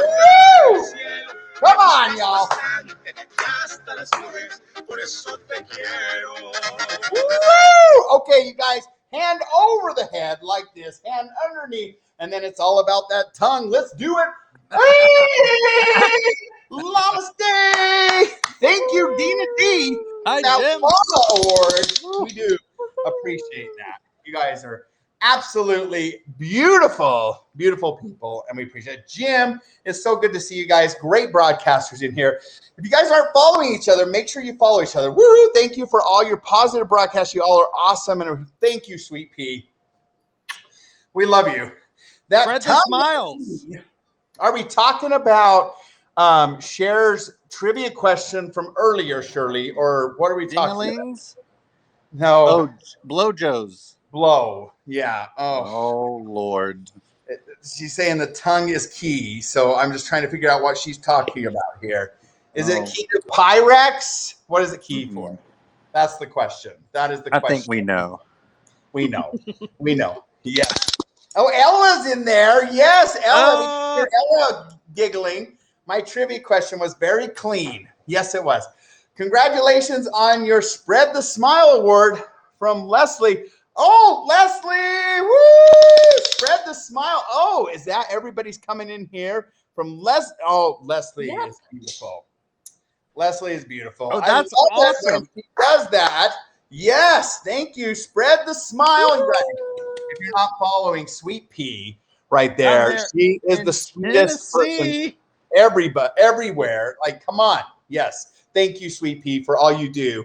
Leslie, for spreading the smiles around. That is so nice. You guys, here she is. Let me present this. Thank you guys so much. So good to see everybody. Crash the cast. Yes. Thank you. It's good to have you all here. Beautiful, Leslie. Yes, indeed. Right there. I love that. Yes. That's been one of my favorite things, Leslie. Piano Man, have you ever been on Sweet Pea Leslie's broadcast when she does that? I have not been on a Sweet Pea. It's been a little bit. It's been over a month because I have been slammed here. So tell me a little bit about it, Blaine. Sweet Pea, Leslie, do you want to come on up and tell everybody what you do? Come on in if you have a second. I just invited you. You'll have to watch my last broadcast. Okay, I will. Okay, come on up real quick. You can give us the watered down version about what you do. It's absolutely incredible. I love what you do. It's fantastic. Spreading the smile, spreading the love. Piano Man, here she is coming in to explain it to you. Oh, we lost Piano Man. Piano Man, are you there? I'm here. I just wanted to, you know how when you show a video, I lose my ability to see the live view? There we go. Leslie, how's it going? Let's put you in the middle. Let's put you in the middle here. There we go. Tell us about your Spread the smiles. Yeah, Spread the Smile. What you do on your broadcast. It's awesome. I love it. I've caught several of them before, and I'm honored to have you do it to me. That's amazing. I said it at the first of the broadcast, so I must have put it out there and it happened because I said, we have yet to get Blaine. I said, I hope that it happens. But, with the nominations, there was a few other people that got on there. So you did get picked and it was randomly picked. And woo! Yes, we needed that. We needed that. Oh, goodness. Hang on. Here is what it happens. Like what happens right here. All these names were on the little spinning wheel. And I put some button in the middle and it just gives a name randomly. I think I froze. Did I freeze? I think. Yeah. And then it gives just a name and I pushed it and your name was the one that got picked and you were nominated. So it was one of the first people that was nominated for Spread the Smiles.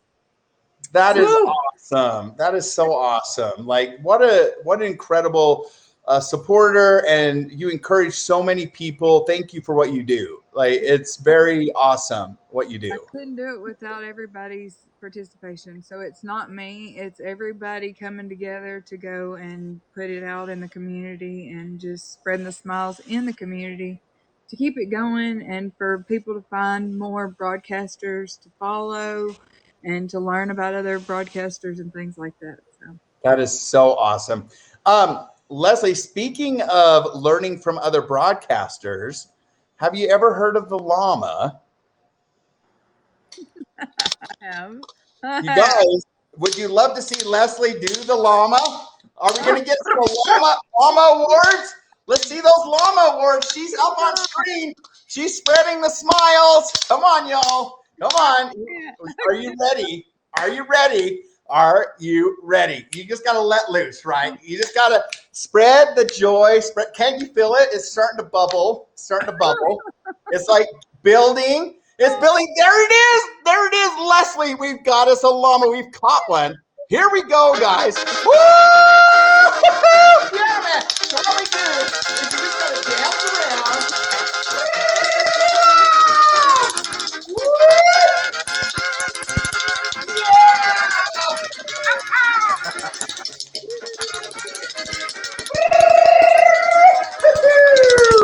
Here we go. Woo! Here we go, piano man. Okay, let me crank this down, you guys. So now we have to teach Leslie how to do this. Okay, Leslie, here we go. So hand over the head like this. You're the one that agreed to come in here and spread the smiles, right? You pull the upper lip like this. You pull the bottom lip out, and then it's all about the tongue, right? Here we go. Llama stick, piano man, do it with us. Hand over, pull the upper lip out, bottom lip, and then the tongue. Okay, everybody, encourage Leslie. Here we go. Leslie, it's all good. Nobody will ever snap a screenshot of it. I promise you. Oh, yeah. Here we go. Here we go. You guys, do it, do it, do it, do it. Hand over the head. Oh, we got another one for her to practice on. Here we go. Let's start that music over. One more chance.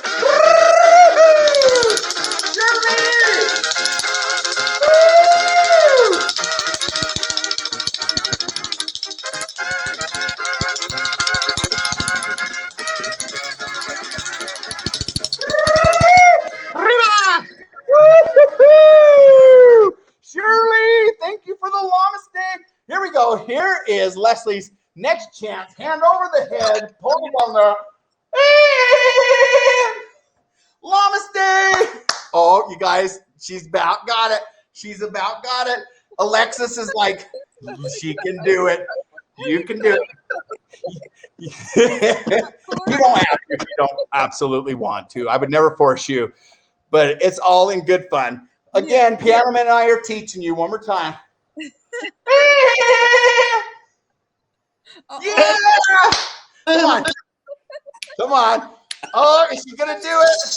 I'm here to say that you don't have to do it if you don't want to. Thomas, don't listen to Thomas. Don't listen to Thomas at all. No, you don't have to. You don't have to do it. Maybe one of these times, right? Maybe one of these times. I'll come up and do it with you. Yes. We got everybody to do the llama at least once. Yes. All right. How are you going to do it with me? What's that? I said, Lenny, how are you going to do it with me? Her screen's black. I know Lenny doesn't ever. Lenny's like, I'll come up and do it with you. She'll just be a voice. She'll be a voice in the background of reason. Leslie, Jim's done it. Jim's like, I've done it. Now she's starting to feel the peer pressure. You don't have to feel peer pressure here on the broadcast. We love your smile. Just keep smiling. Keep spreading those smiles. We absolutely love it. We love it. I'll practice. Maybe one day I'll be ready for it. Yes. Whenever you're comfortable doing it, you come on back. You come on back. Don't let that ever keep you from coming in the broadcast now. She's like, I won't ever come up on your screen again. Right? Yes, keep sharing that smiles. It's beautiful. Yes, absolutely beautiful. Thanks for being awesome. Y'all are such a bright light on Haps, and I appreciate your laughter and your teaching and your sharing everything that y'all do. I just love y'all. Y'all are amazing. So keep being y'all's amazing selves, all of y'all. Oh. Thank you so much. We do appreciate that. You guys follow Leslie right there. Put some comments in there so people can see you, so they can subscribe to you. It's amazing. It's amazing what you do. Thank you for being that positive light as well. So you guys remember the story from earlier, Frogs and Snakes. We can all play together. It really is. If you missed that story, go listen to the beginning of this broadcast. Again, there was a great story that was shared that really hits home with all of us, right? It's pretty awesome. Watch Piano Man's broadcast from last week, and you can hear llama making real llama sounds. Yes, that's true. We have real llamas. We do have real llamas. Yes, Thomas the llama. I want to say Thomas the train, but Thomas the Rocky Mountain llama there has real llamas. Yeah, he does. So is that like a Rocky Mountain oyster? Is that the same thing? I don't know. Yeah.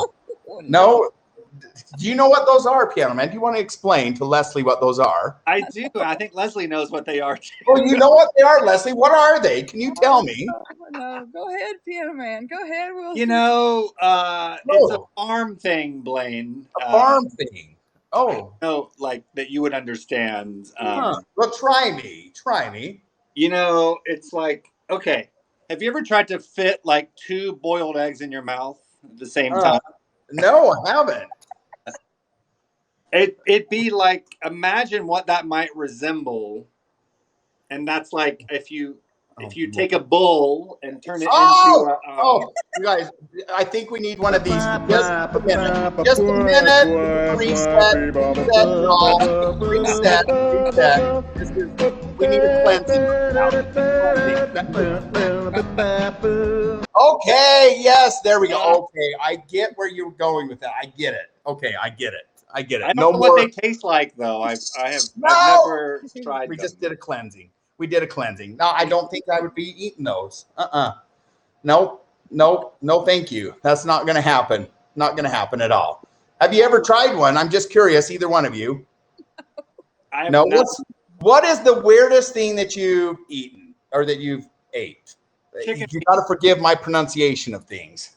Frog legs. This is about as far as I'm going. Frog legs? You've actually, I haven't ever had frog legs. They're really good. Are they good? They are good. I agree, Leslie.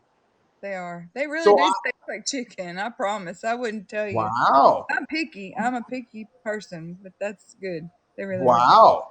So the worst thing that I've had is balut. Oh. Balut. Ooh. They say if you can get past the smell, it's all right. Ooh, it's not all right. It's not all right. Yeah. If you guys don't know what that is, it's a half-developed duck egg. It's not all right. It wasn't. Oh. Yep. No, I won't. I'll spare you from the story about it. So we won't go there. Piano Man, what's the weirdest thing that you've?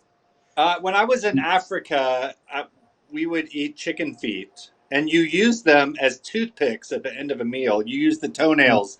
This is not an exaggeration. So you chew the meat. They're fried, and they like aside. And you chew off the meat. I mean, it's like a tiny amount of meat, but then the toenails, chicken toenails are really useful in getting the rest of the bird out from between your teeth, Yeah. It's a good toothpick. Yeah, no, thank you. Nature's toothpick.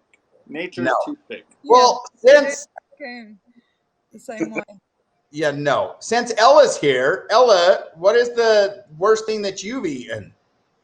Well, what's the worst thing she's served us? That's another question. Oh, Ella, you're muted, Ella. You're mute. Wait, hold on. Oh, yeah. Here we go. Hello. There you go. Okay. What is the worst thing? What? What's the worst thing that you've eaten? Oh dear. I have. Oh deer? Venison? Oh, deer. Oh, I actually like me a good piece of venison. I do not eat Bambi. Worms. Worms. Pig's blood. Did you know that you don't drink pig's blood? You eat it. Okay, that's disgusting. No. Okay, you guys, for some reason, Ella dropped off. We don't know what happened to her. There she goes. I don't know where she went. Something happened. But anyways, Ella, we love you. We love you. When you're starting to talk about eating blood, no. Yeah, it's not liquid. It coagulates. So what you're eating is kind of like a firm-ish kind of tofu that's like a maroon brown color. No. Okay, Ella, thank you. I hope you have a good night. Don't ever think about sending us coagulated blood. Ever. Oh, thanks for that idea. No. You guys, say goodnight to Ella. She's not spreading any smiles right now. We have spread the smiles on here. So, Ella, we love you. We'll join you a little bit later, okay? All right, thank you. Okay. All righty. Oh, my goodness, Leslie, thank you so much for popping up and joining us for a little bit here on Beardo Weirdo.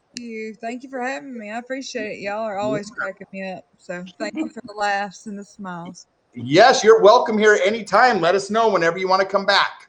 Woo! Well, y'all are welcome on my show or whatever. And when you are ready to do that llama, you just let us know. All right. I'll be practicing. We've got a llama for you. We've got one for you. So thanks, Leslie. Thanks, guys. Woo! Comment. All right. Bye. Have a good night. Oh, you guys, Sweet Pea, Leslie, right there. How incredible. What an incredible thing she does. Amazing. Down there in Tennessee. Tennessee. Good old Tennessee. Rocky Mount, Tennessee. Oh, Rocky Top, Tennessee. Rocky Top, Tennessee. Yes, indeed. Oh, what an incredible show. You guys, this is the show that never ends. It goes on and on, my friend. I have to get up in 6 hours. Oh, my goodness. Really? You do? Okay. We better go. Mom's already getting ready to get up right now. It's the daytime over there. Mom, we hope that you've had a good sleep. Good old Rocky Top. Yes. I think Mom got about 15 minutes or so. Yes, that's okay. We are her strength and her energy. I just have learned that. So, anyways, guys, thank you so much for being here. Again, thank you for the awards. Leslie, thanks for coming in and spreading those smiles to the Beardo Weirdo Show. We do appreciate that. Everybody that's here, we love you.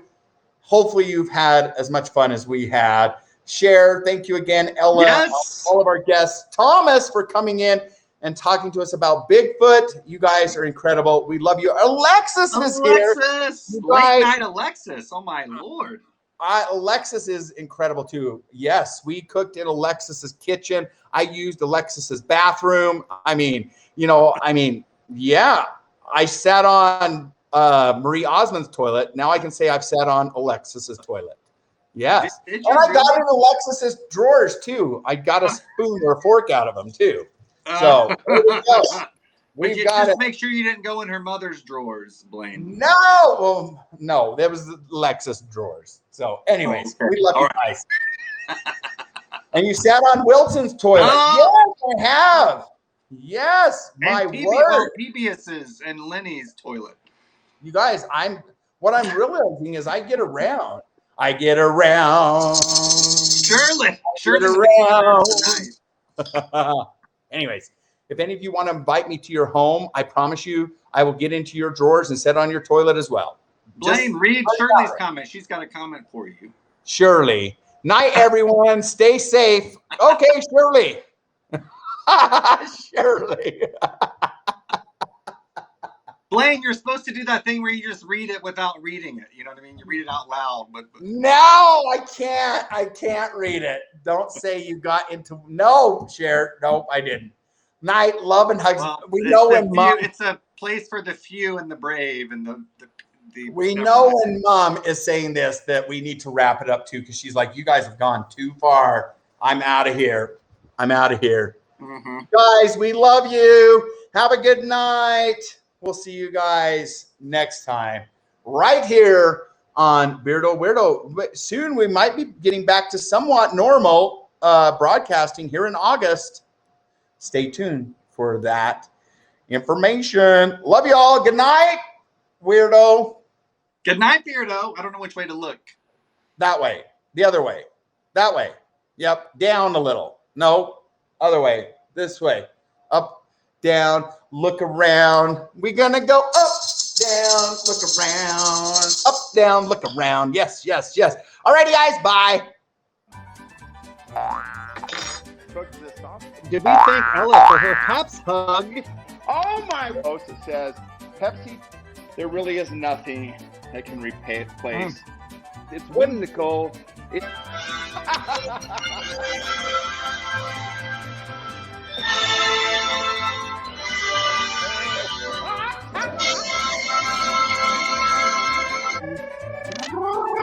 Work my way back up to the camera here. Here we go. Llama save for kid. Here you go.